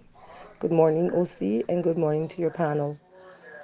I am just shocked at every time I drive through Savannah or the Bontown area, and I slow down when it's that time when the lights are flashing, people overtaking me at 30, 40, 50 miles per hour in that school zone at the time when the lights are flashing. And it happens every single time I drive through there without fail, up to yesterday afternoon. So I don't know what they're going to do. I heard there are cameras on the... Okay, something happened there. Top of the hour, headline news at 9 o'clock. Miss Susan coming, throwing it back to you. Folks, please stay tuned for the record with a great panel here this morning from the Cayman Islands Youth Assembly. So please stay tuned for the record. We'll be back shortly. Community radio with a different appeal. The voice of the people. Security through adversity. Stuck on you. Radio for all time. You're listening to Radio Cayman, the voice of the Cayman Islands. Radio Cayman, maintaining the innovation. On a daily basis, making it easy to connect with you, our listeners. Add us to WhatsApp today, 925-3261. That's 925-3261. Radio Cayman. Send a text or voice note. Can I send a request, please? You don't really have to ask us. Just send a request. This is a shout out to my ex. Radio Cayman, the voice of the Cayman Islands. Radio Cayman, maintaining the innovation. Today's biggest news. Radio Cayman. It's only 2 species that we have here on the island. Generations present. Your voice, your choice. For today's biggest news. Access. Local, regional, international. This is headlines from Radio Cayman's newsroom team. Today's biggest news. Members of the opposition on Tuesday reaffirmed their commitment to assist government in their efforts to have Cayman removed from the European Union's list of non-cooperative jurisdictions. Opposition members met last week with the Honorable Premier and the Minister of Financial Services to express solidarity with the government in protecting the jurisdiction, particularly the financial services sector. Hundreds of passengers who tested negative for the new coronavirus have begun leaving a quarantined ship in Japan amid heavy criticism over the country's handling of the outbreak. One Japanese health expert who visited the Diamond Princess at the port in Yokohama said the situation on board was, quote, completely chaotic. At least 542 passengers and crew on Diamond Princess have so far been infected with the COVID-19 virus, the biggest cluster outside mainland China. And low-skilled workers would not get visas under post-Brexit immigration plans unveiled by the government. It's urging employers to, quote, move away from relying on, quote, cheap labor from Europe and invest in retaining staff and developing automation technology. Labor said a, quote, hostile environment would make it hard to attract workers. Those are your headlines. I'm Carsley Fuller. Stay in touch with Radio Cayman for the latest in news and information. Follow Radio Cayman on social media, Facebook, Instagram, Twitter. Download the Radio Cayman app or log on to our website, www.radiocayman.gov.ky. Radio Cayman, your voice, your choice, your radio. For the record with Orrett Connor. Initiating system. For information that matter. For the record with Orrett Connor. Continues right now on Radio Cayman. Good morning and welcome back to For the Record. We apologize for that audio that we had before. It wasn't our fault. Probably had something to do with the caller's phone, and certainly welcome them to call back and finish the conversation if they so wish. One of our listeners has written in and said, good morning, OC and the staff of Radio Cayman. Keep up the good work on the issues we are all facing in the Cayman Islands.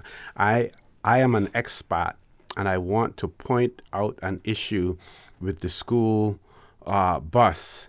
Some of the drivers use their stop light, and some of the lights are not very visual, that they can't be seen that easily as well on the bus. But I believe that in many instances, the culprits are those who they may see cars stopped behind a school bus, but still choose to go around them. Now, as soon as you see traffic stopped, you should stop behind them. This morning, coming down, 2 vehicles in the Breadfruit Walk area crossed another vehicle just to get one vehicle ahead both of them went in the opposite lane, traffic coming in the opposite direction, just to get it. It's sheer madness. But Jamo, you had something to share based on what one of the callers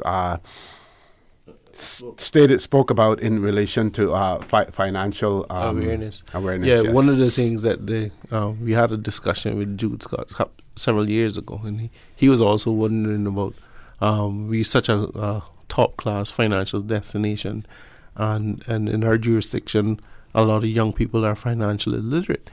And the unit then sought to start a club. It's called the Financial Awareness Now Club at Clifton Hunter, where we're teaching young people financial literacy and financial prudence. It's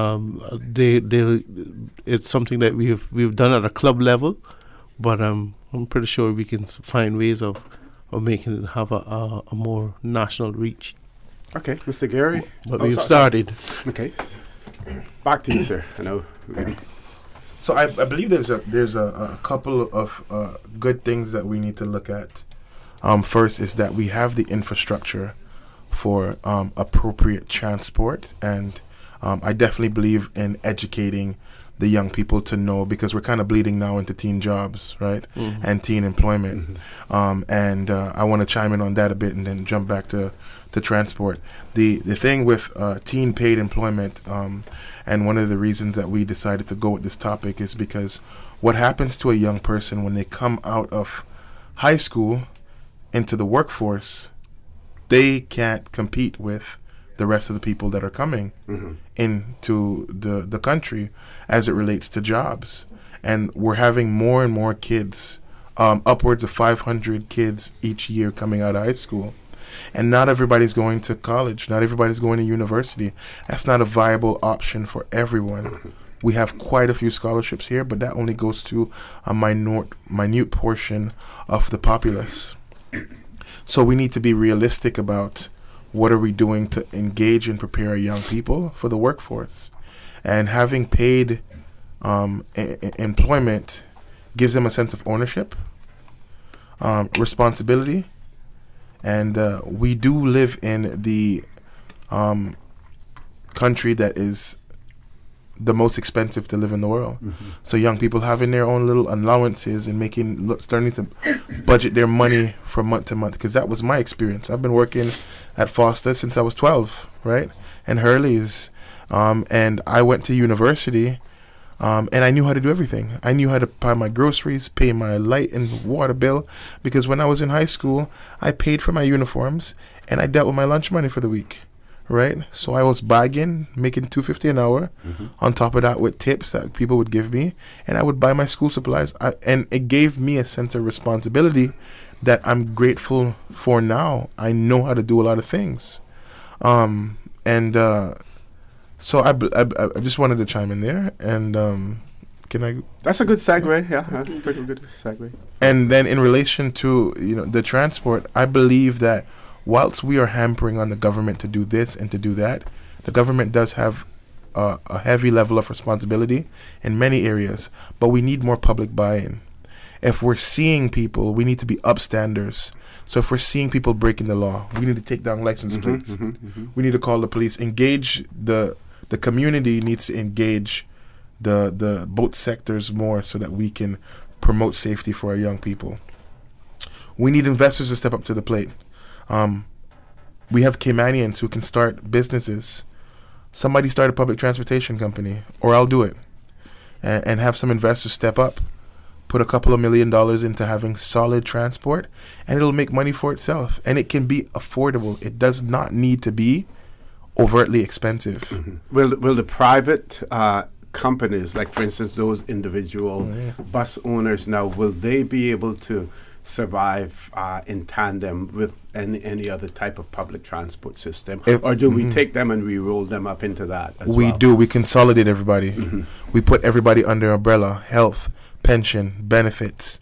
We give people security, job security, right, so that they're happy to drive the routes that they need to, that they're content with that. Right now, everybody's fending for themselves. So we're not actually blocking any industries. We're not blocking the taxi man, because they're still needed.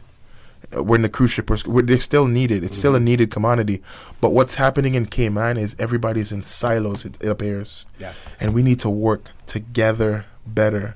We need to provide security by saying, okay, let's put our money where our mouth is, get the private sector involved, get the public sector involved, get a good transportation system going so that when somebody wants to go from East End to North Side, right, a student that goes to Wesleyan Christian Academy but lives in North Side, they can get up in the morning and they can take a safe mode of transport from there all the way to school. Right, or at least to Georgetown and transfer from that bus from Georgetown and, because that was me. That was me. I lived in North Side, out in the bushes by the farms, raising goats in the morning, and had to get to school to John Gray, right? At one point I went to Wesleyan as well too, and their bus only picked us up from so far.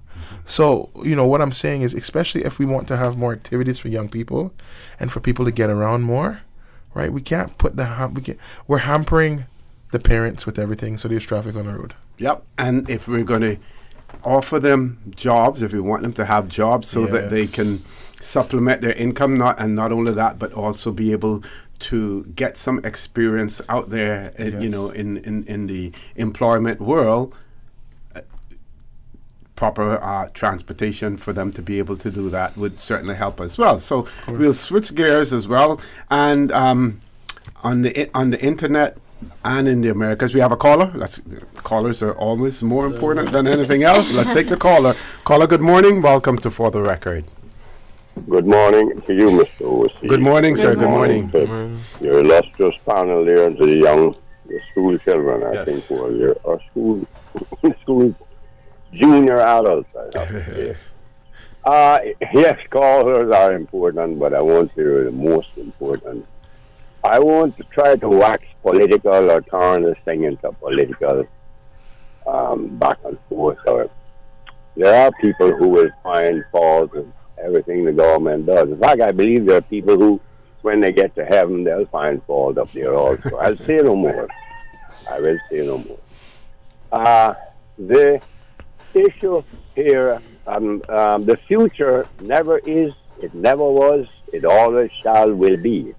It's important to keep that in mind. Important also to remember there are British Crown territory, overseas territory, Crown colony.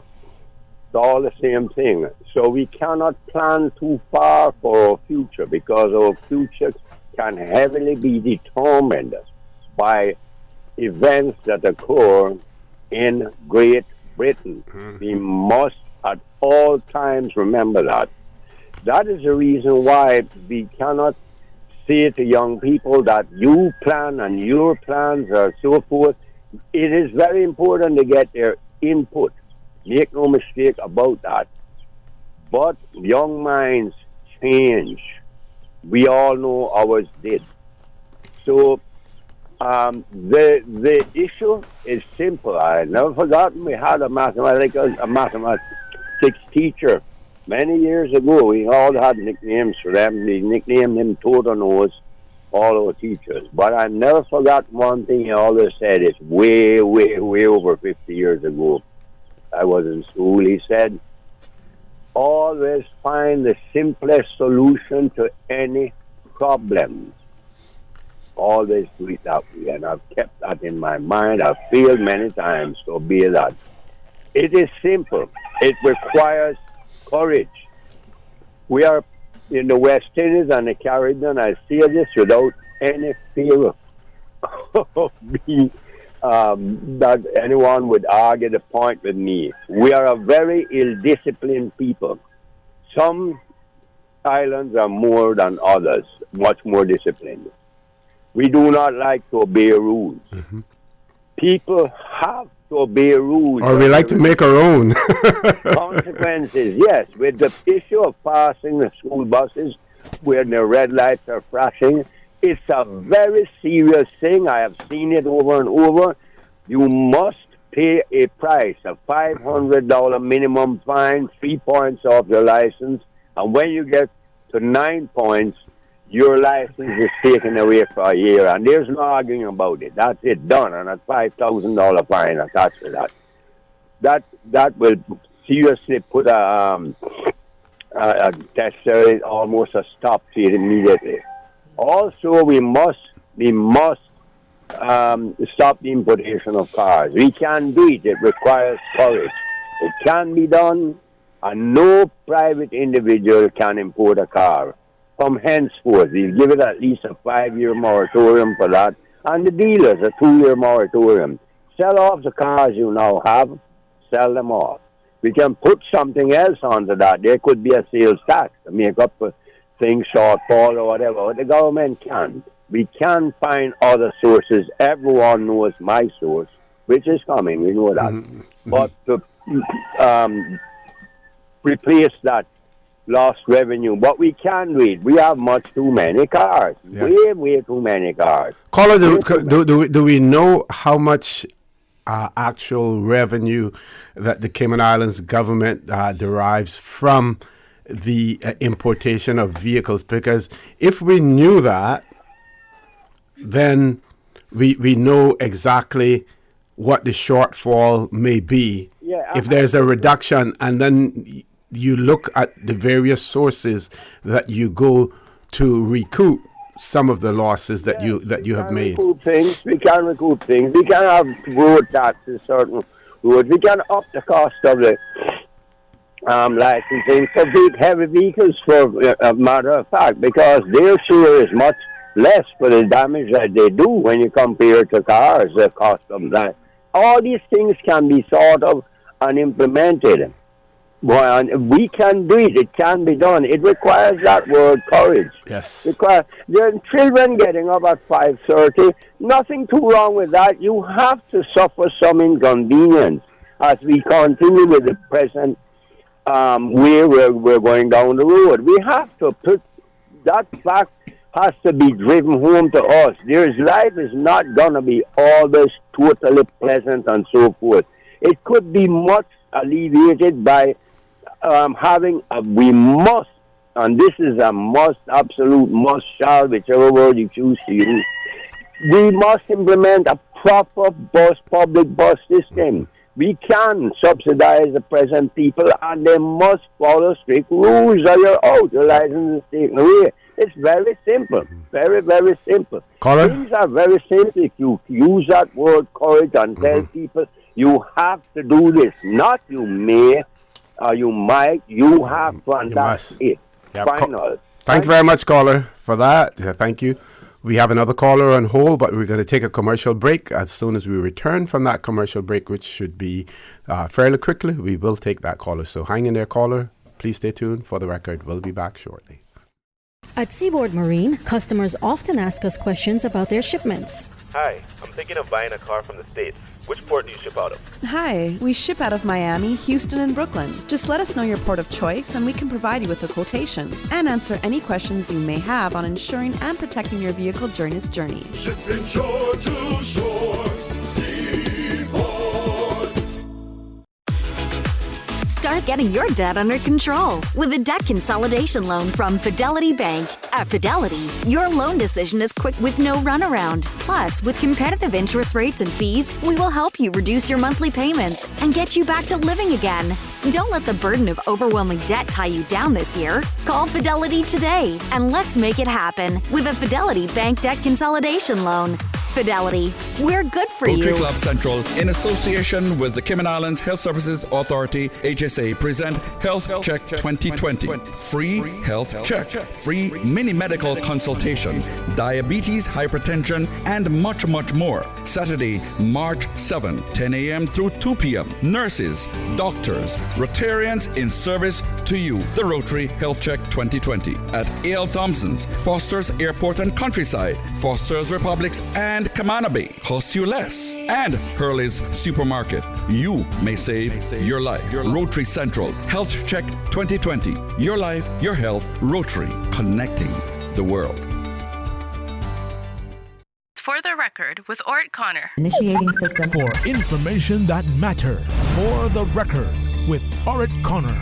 Continues right now on Radio Cayman. Good morning and welcome back to For the Record. In the studio with me this morning, members of the Cayman Islands Youth Assembly. We are talking about issues, using this as an issues forum this morning as well. Teenage paid work, which we haven't gotten to yet, and traffic problems in the Cayman Islands. As promised, we're going straight to the phone lines. Caller, good morning. Welcome to For the Record. Good morning, Mr. Connor. How are you? Good morning, sir. I'm fine. How are you? I'm very well, thanks. Good morning to your panel there, Jamo and his... Good morning. Good morning. Morning. Mr. Orrett, you're a hard man to find, you know. Sometimes, yes. I did when I did get the message, I got a message back to you and conveyed my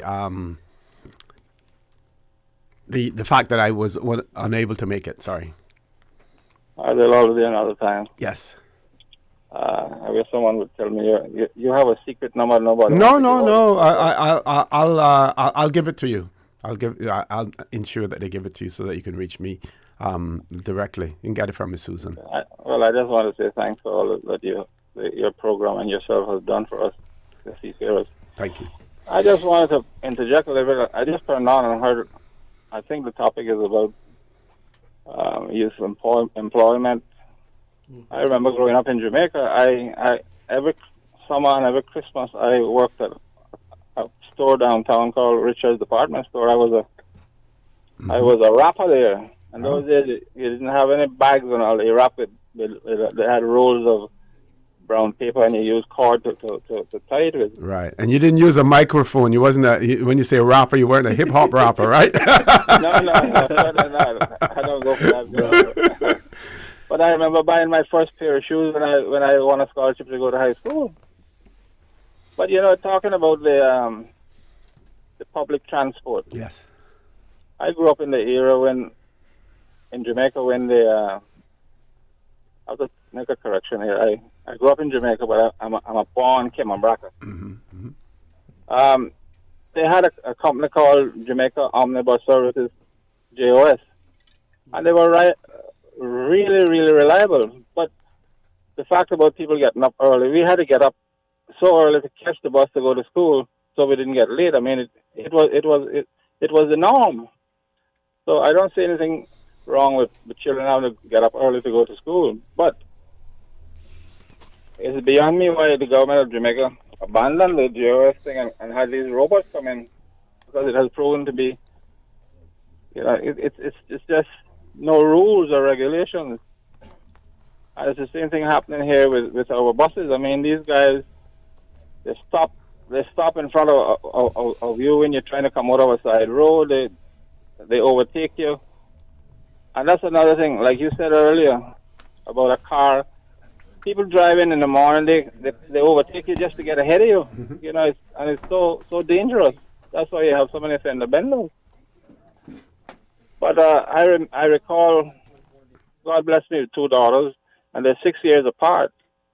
And when the oldest daughter was graduating from university in Connecticut, the younger daughter came to me with 601 $1 bills that she had saved from her lunch money over a period of time, so that she could change it and go to her sister's graduation. I mean, I never had to tell my children that they had to be frugal. It was almost instilled in them by birth, because that's the way it is supposed to be. I didn't have to tell them when they came back from university that they had to get a job, because they went out themselves and looked for a job. So I think some of the children nowadays the parents give them everything, and when they don't get what they want, they shoot a tantrum and just, I don't have all the answers, but certainly government has had people talk to them about the problems and the solutions that are suggested, but nothing is done. Mm-hmm. I mean, you wonder why is that? And then people, when you have election, like Mr. Adams said earlier, they just because they get a fridge or a turkey or something, they just vote for that person on that premise alone. They don't investigate nothing. So we really have a plethora of problems that needs to be addressed. Mm-hmm, mm-hmm, mm-hmm. And who to address them better than the government? Yep. And to get the input from those who it will affect most later on, and that those are our young people as well. Caller, want to thank you very much, for your input. Miss Susan, if he's still on the line, give him my direct number, my phone number, please, so that he can contact me. 7 minutes before we go to the next break, we have to get on to the next topic. I believe we have to talk about teamwork and being paid for it. And that last caller told you how he earned his. I see on the internet some of the best paying jobs for teens today. Now, one listed is a caddy, a golf caddy. Now, we have one or two golf courses here in the Cayman Islands, but we've seen many golf caddies, for instance, turn out to be professional golfers at the end of the day. So, not only can you earn by being a caddy, but it can also possibly lead to a professional career. You can be a tutor, you can be a babysitter, a pet sitter, a landscaper, lifeguard, something that we don't have in the Cayman Islands, but many people have advocated for lifeguards on public beaches in the Cayman Islands. That we don't have that as well. I'm not sure even if we have them at the private we have them at beaches. Cayman Turtle Center. Turtle Center, okay. Yeah, they have it because of their pools. They have lifeguards, Uh-huh. and most of them are young Caymanians. Uh-huh. Product merchandiser and sales associate, which is what the caller said that he had as well. So those are some of the common jobs. We heard Mr. Garrett talk about the fact that he bagged. Yes.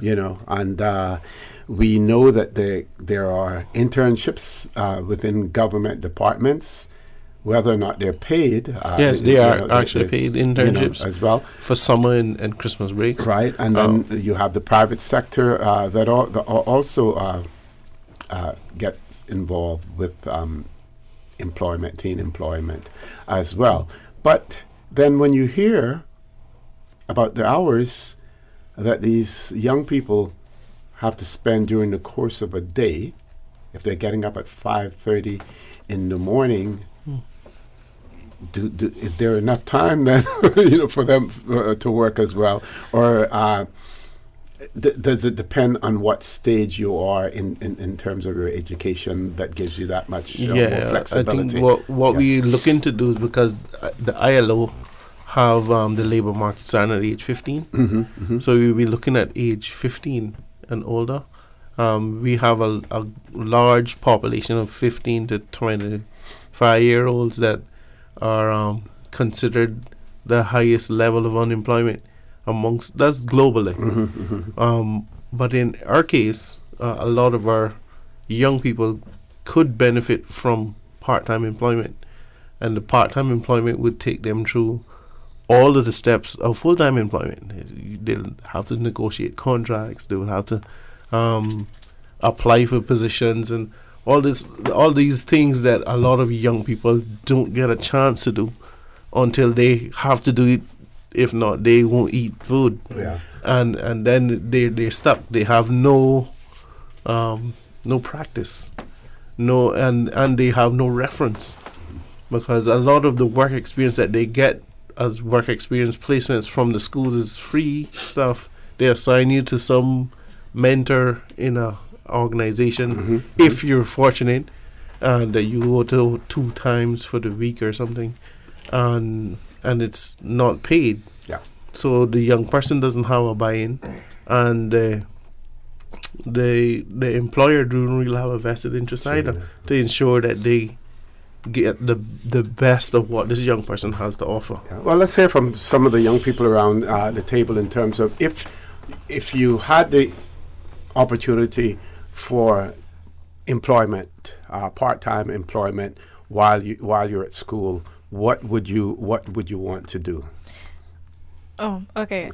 So personally, I've been around Cayman for 7 years now. Well, my dad is from here, but I'm from Colombia. But I've worked at Hurley's, like back in the days when they had bagging. They used to be good. But then I moved to Dolphin Cove because for me, my passion is marine biology. So right now, currently, I'm working as a photographer there. and they're always looking to employ teens. They're always ready to get involved with the youth, like to give them that experience. Like the pay is not much, but they're giving them that sense of feeling of how you should manage a work environment.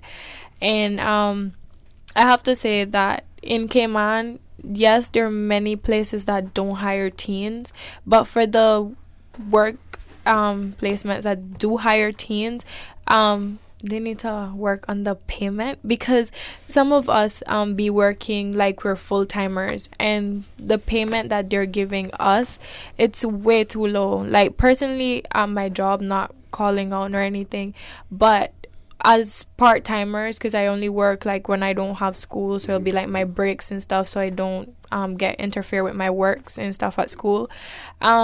Like when I do work, it's like I'm doing everything. I'm going from 8 till 5 or sometimes 8 till 3, and I'm just getting paid for part-time when I'm doing the things that full-timers do. So yeah. Okay. And the suggested pay in some instances is the minimum wage, and of course, people have a lot to say about the minimum wage in the Cayman Islands. Let's hear from some of the students from Clifton Hunter in terms of employment, and if you have a little part-time job, if you've worked done any work-study programs, and if you haven't, what would you want to do? Well, I would want to work at the hospital, or like to do nursing or work in the pediatric ward. But besides from that, I have applied for jobs, and sometimes when you do apply, they would give it to you, but they go by who have applied before. Like this is usually during your summer breaks. Yes, sir. Okay. Like Atlantic Kids, I've applied there, and they say what they do is use the people from the previous year. Okay. And if they don't show up, they would call. And I've applied for like working at supermarkets, and they do the same thing. So sometimes it's hard for teens to get a job, because many teens work at fosters, so they really won't have space for you. So. Okay. I've worked with CUC as an assistant mechanic and an assistant veterinarian nurse at the veterinary clinic, and it was a good experience, but sometimes they don't have time, because the major work that they do, they don't have time to have children on the side to watch. And it was a good experience, and I think they should do it more, and I got paid for it, so it was good. Okay. Jaden? Well, I want to work with people, but I'm not sure at what I would like to do in the future, because But it doesn't have to be in the future, in terms of just being able to supplement your income, earn a little bit of money now, but also to get the experience of being out there in the job market, working along with people, interacting with people as well. Just like what Deavion said, I tried, and they said the exact same thing to me. So I had that same experience of applying for a job, and they using the people that were before us. Okay. So. And you think that maybe instead of doing that, they should possibly rotate and give everyone an opportunity to get that experience? Okay. Do you think that the government is doing enough in terms of we know when I was in government, every summer they would send out a list, or they would ask you to provide a certain amount of jobs in your unit or in your section or whatever, as well, for that. We can talk a little bit more about government's involvement in this and the private sector after we return from this commercial break. So folks, please stay tuned. For the record, we'll be back shortly. At Seaboard Marine, customers often ask us questions about their shipments. I have various items coming from different suppliers that I need to ship to Cayman. Do you offer consolidation? Yes. Seaboard Marine offers consolidation for full and less than container loads. We can hold your packages at our Miami warehouse until everything arrives and ship it all in one go. And we have the best rates to Grand Cayman. Visit seaboardmarine.com for more information. Shipping shore to shore. Seaboard. Red Sky at Night. Terrific live music, actors, dancers, comedians, and poets. Over 100 artists and artisans selling paintings, crafts, jewelry, and accessories, as well as delicious local food. Red Sky at Night at the Harquail Cultural Center. Saturday, February 29th, 4 p.m. to midnight. Don't miss out. Tickets on sale now at eventpro.ky. A CNCF production. Sponsored by Hurley's Media, Pepsi, Caribbean Airlines, and Radio Cayman. Headlines. With the latest headlines. One of Cayman's bright and shining young stars. Local, regional, international. Headlines. Turning to international news. Updates on the hour between 7 a.m. and 6 p.m. on weekdays. All the news when you want it. Tune in to Radio Cayman for hourly headlines of the day's top stories. Radio Cayman, your voice, your choice, your radio. For information that matter. For the record with Orrett Connor. Continues right now on Radio Cayman. Good morning and welcome back to For the Record. I have a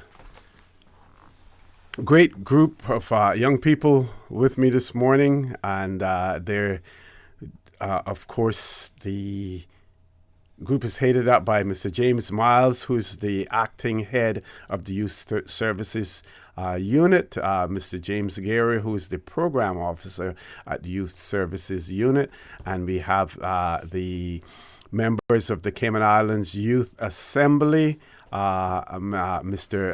Jaden Champagne, Miss Liz Smith, Miss Diavon Thompson. I think I butchered that as well, but I'll have her correct me. With that, and also Miss Isabel Samuels. We have a caller, I believe, also. Let's grab the caller. Caller, good morning. Welcome to For the Record. Good morning to you, OC, and good morning to all of your guests there, especially all the youth. Yes, ma'am. Good morning. Yes, Good morning. Good morning. It's an excellent program. Maybe we should try that a little bit more often, Mr. OC. Yes. Oh, Yes. Oh, we had a lot of permissions to pull this one off. They're missing the first 2 periods of school. To that. Maybe he don't like that, but we'll hold him to it. I was listening, and I was wondering if any of you ever thought about career in tourism, because remember now, that's one of the pillars of Cayman. But I would want to say this, and I hope I'm not speaking something that I shouldn't say, but like the hotels, especially the hotels and restaurants. And I think that they should be made to take on the youth of Cayman if they want to be in the tourism industry. They should be made to take them on. Don't tell them about you don't have the experience. How in the world can anyone get experience if they don't give them the job and oversee the hotels and the restaurants should be made to oversee the young ones that they take on to do the job properly and pay them, not just some old salary that half of it they got to take and pay a bus or buy their own clothes, put them in uniform, and teach them. Management should be made to do that sort of thing. Those that are responsible for whatever department that youth is in. But nothing like that is going on in this island. I've seen it done over and over and over and over again. They rather take on somebody from abroad that don't know the island, don't know the people of the island, don't know the customers. Well, you come back up in many customers that you don't know, but with our friendliness and Caymankind, we get to know people that from all over the world, and that alone is a joy to see. Last night we were out to some place, I gotta tell you where it was, Legends, and we were so happy to have 2 Cayman girls serve us. One was Kelly Ebanks. I don't know the other name, but both were very friendly, both were very helpful, and that's a good feeling. The tourists love it. The tourists love it. I know because I was in that, and I was also in condo management. They asked for Caymanians. So maybe think about that, and also think about other careers except lawyer and accountant. I'm not trying to tell you what to think about, but we need more of those kind of people to sell Cayman. We need more Caymanian doctors, and anything you would prefer to do, but the government need to get down on these hotels and restaurants to teach our youth the ropes of these kind of things. Got you. Thank you very much, caller, for that. Mr. Gary, I think you want to respond? I do, and quickly as well. Thank you, caller, for sharing with us such great information that we can utilize for our research. In response to that, I think I always like to try in public-private partnerships, and as opposed to laws and policies being implemented right away, that we provide incentives for companies to do some of these things.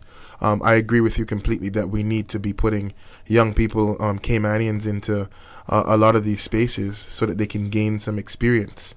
But what we also need to mention, and I want to chime in, something that Michael Miles has talked about for years, is that we need to make sure that our young people and our Caymanians have the soft skills to go into these industries and work, because they are world-class industries. They are, we do bring a certain brand and a certain level of commitment. So I think the public and private partnership needs to be engaged more. We need to work more in partnership with programs and stuff that we can funnel students through, because it's an actual daunting task to go and get up and work at the Ritz-Carlton. If you've never worked in the tourism industry, and I believe that we have more than the capabilities to have young people, whether they're busing or washing dishes at restaurants and working their way up.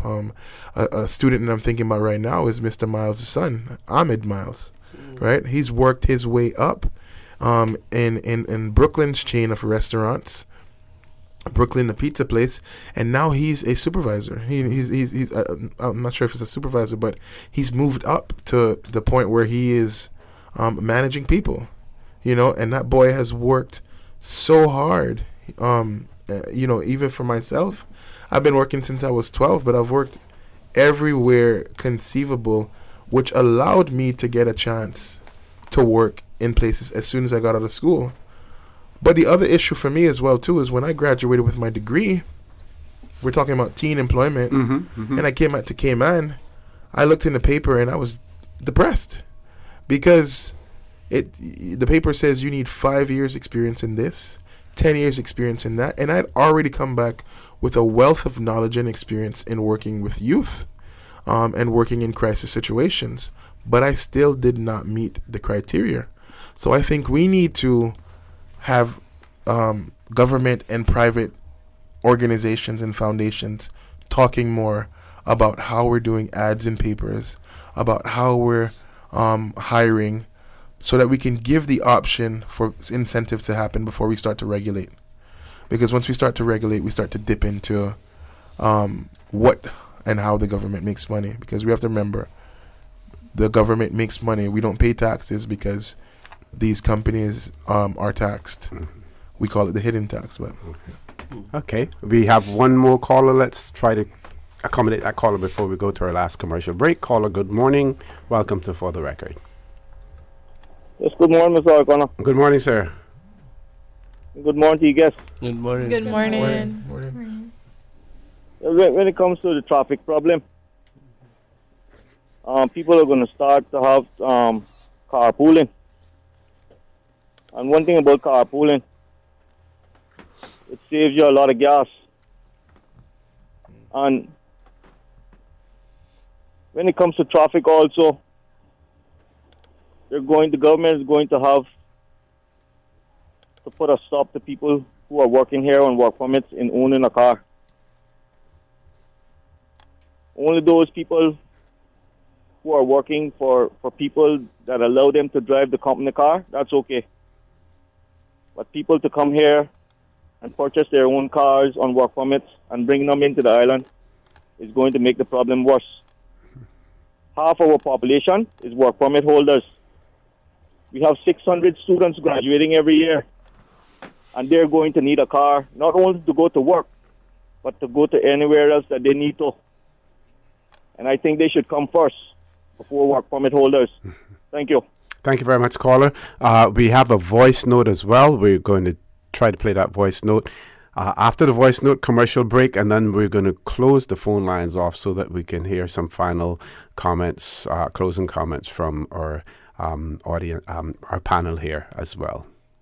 Morning again, Mr. Connor. Just two quick notes in relation to points that have been raised. Firstly, you asked a question about the comparative cost to government of the existing system vis-a-vis the potential cost of a properly organized and scheduled bus transport system or mass public transport system. Just like to say that according to the budget figures from December 31st, or as at December 31st, 2018, government revenues for collection of stamp duties in relation to importation of vehicles and gasoline and licensing of those vehicles was approximately in the region of 14 million CI dollars for the year as at 31st December 2018, whereas expenditure for the administration of the system, not inclusive of the cost of the contracts for the transport of the students separately in school buses, that administrative cost came to approximately 4 million. Therefore, the net position would have been approximately $10 million in the government coffers. However, I think this pales in comparison. In fact, I'm certain that it pales in comparison to the overall financial benefit, if you want to consider it purely in those terms, of the operation of a proper mass transport system for the public and the school children. Secondly, the point raised by one of the callers regarding the issue of banning the importation of vehicles. I don't think that this is a reasonable thing to ask of the government or of anybody, simply because history speaks to the fact that trying to force persons to do things against their will is never really a good way in which to achieve a goal, and it's much better to encourage people to comply with positive rather than negative forces. So that's just an additional contribution for your consideration. Thank you, sir. Okay, we want to thank that caller again for that very valuable input. Time for our last commercial break for the show. Please stay tuned. For the record, we'll be back shortly. 2020 means perfect vision. And if you have your sights set on driving a new hybrid, then the time is now to check out the new RAV4 and CHR. Hold up. Just two of the many hybrid models that Vamped is bringing to Cayman. Whether you're looking for a smoother and quieter way of driving or want a car that maximizes fuel efficiency while minimizing emissions, there are lots of ways a new hybrid from Vamped can make the difference in your life. Hybrids save fuel, run cleaner, reduce CO2 emissions, and even recharge their batteries without being plugged in. So focus your 2020 vision on a new hybrid from Vamped Motors, and we will see you through. Come to Vamped, home of the hybrid, located on Walkers Road.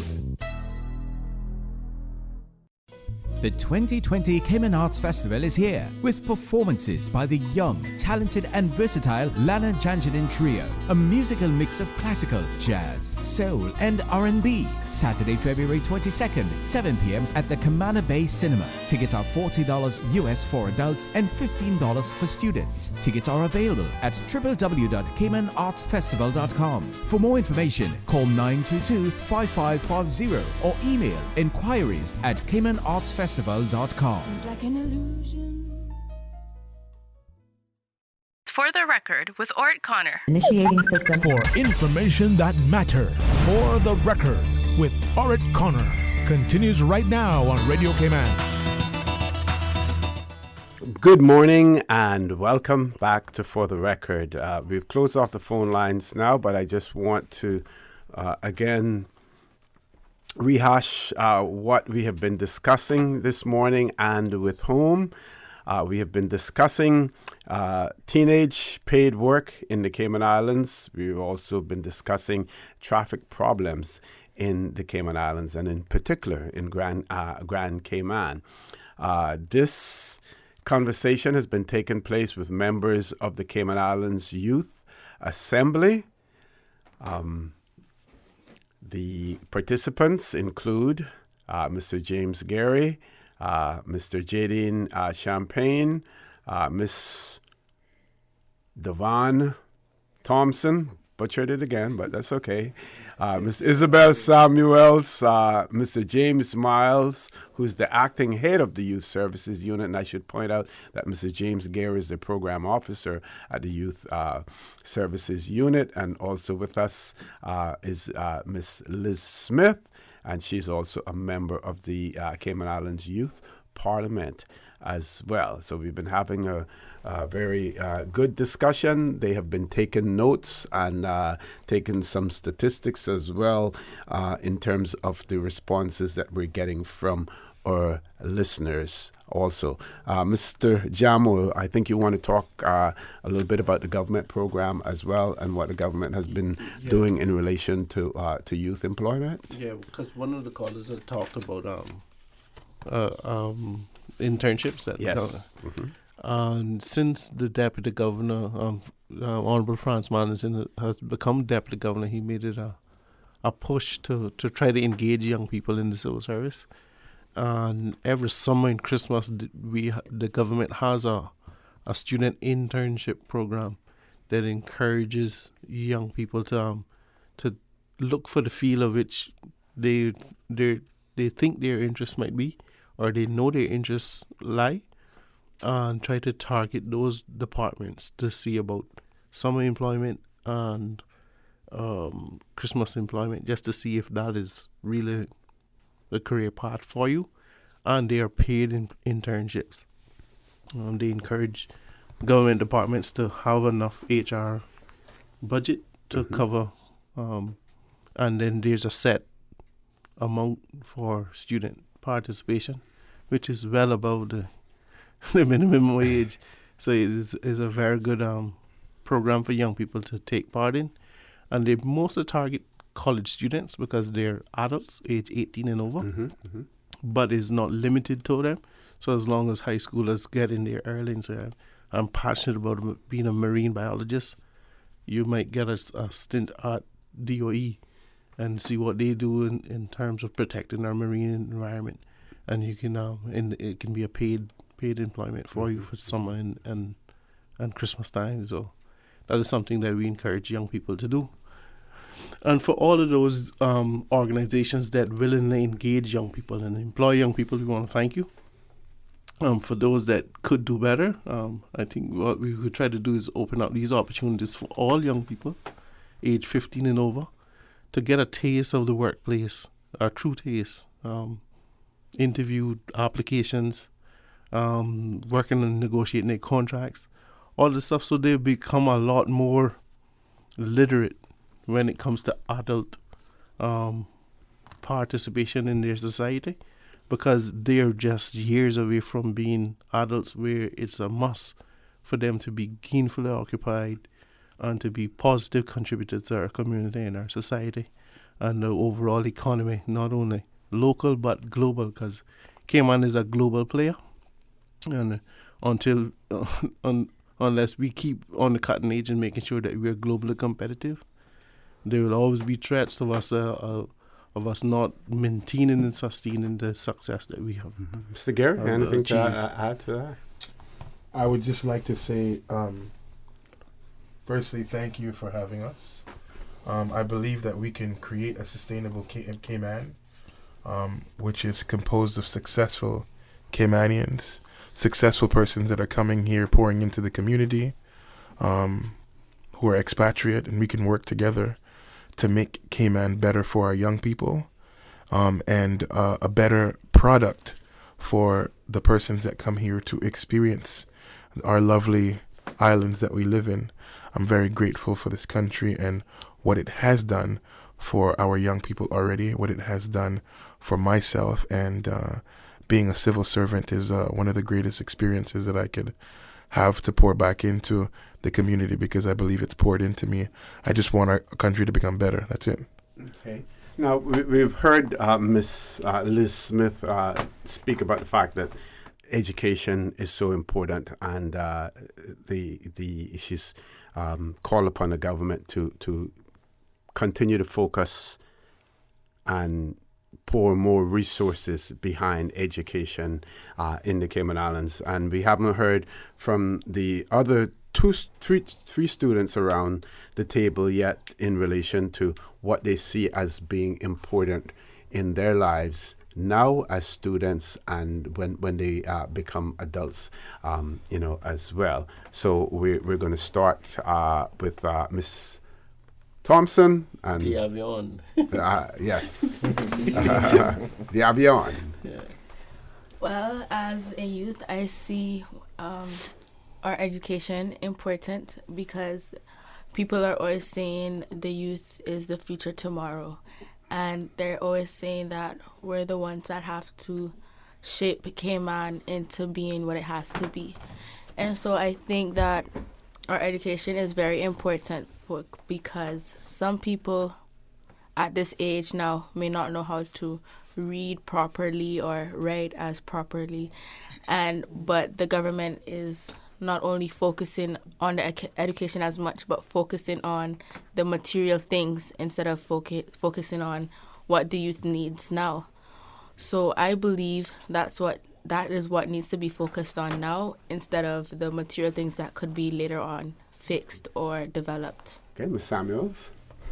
As a youth, I think that education is the major priority, because it brings us out into life, and if we don't have education, then we can't get a job, and then we can't do what we want to do in the future and be successful. So first of all, we need education. Mm-hmm. And do you believe that based on what you see now happening in the Cayman Islands, that if you are properly educated, that the opportunities are out there for you as far as employment is concerned? You feel when you look at the current situation, when we hear that the number of work permit holders in the Cayman Islands may outnumber the number of Caymanians in the Cayman Islands, do you feel that the opportunities, if you end up with a college degree, you feel that the Cayman Islands would provide employment for you? Possibly, but it depends on the further education of the other people applying for the same position as us. But if those persons are not Caymanians, who do you feel should be given the priority? I think Caymanians should be given priority because we come first, because we Caymanians. Okay. And now we need to hear from Mr. Jaden. Yeah, sorry. To me, education is important because it helps us out in like everyday situations, and our workforce, it helps us to understand what they're doing. But on the other hand, we still need help to know how a job is, because not everyone gets work experience and it goes into a job. Because we go school like from 8 to 3, and some jobs are longer than that, and we don't have that mentality to stay in jobs that long. but we could make a course that talks about it. But in general, education is important overall. Okay. Question for the four of you. How many of you, or which of you intend, after you finish high school, to go on to further your education in terms of college? Well, personally, this is my last year. Sorry. This is my last year in high school. And I've been looking into colleges, like, to go to after. But the thing is with Wesleyan is we are focused on the ACE system. So it's going to be a little bit harder because, you know, getting from the ACE into an environment that you get taught on board. But otherwise than that, yes, I'm looking forward to furthering my education. Okay. Jaden, you? I'll look forward to furthering my education when I find a job that fits me. Okay, Ms. Thompson?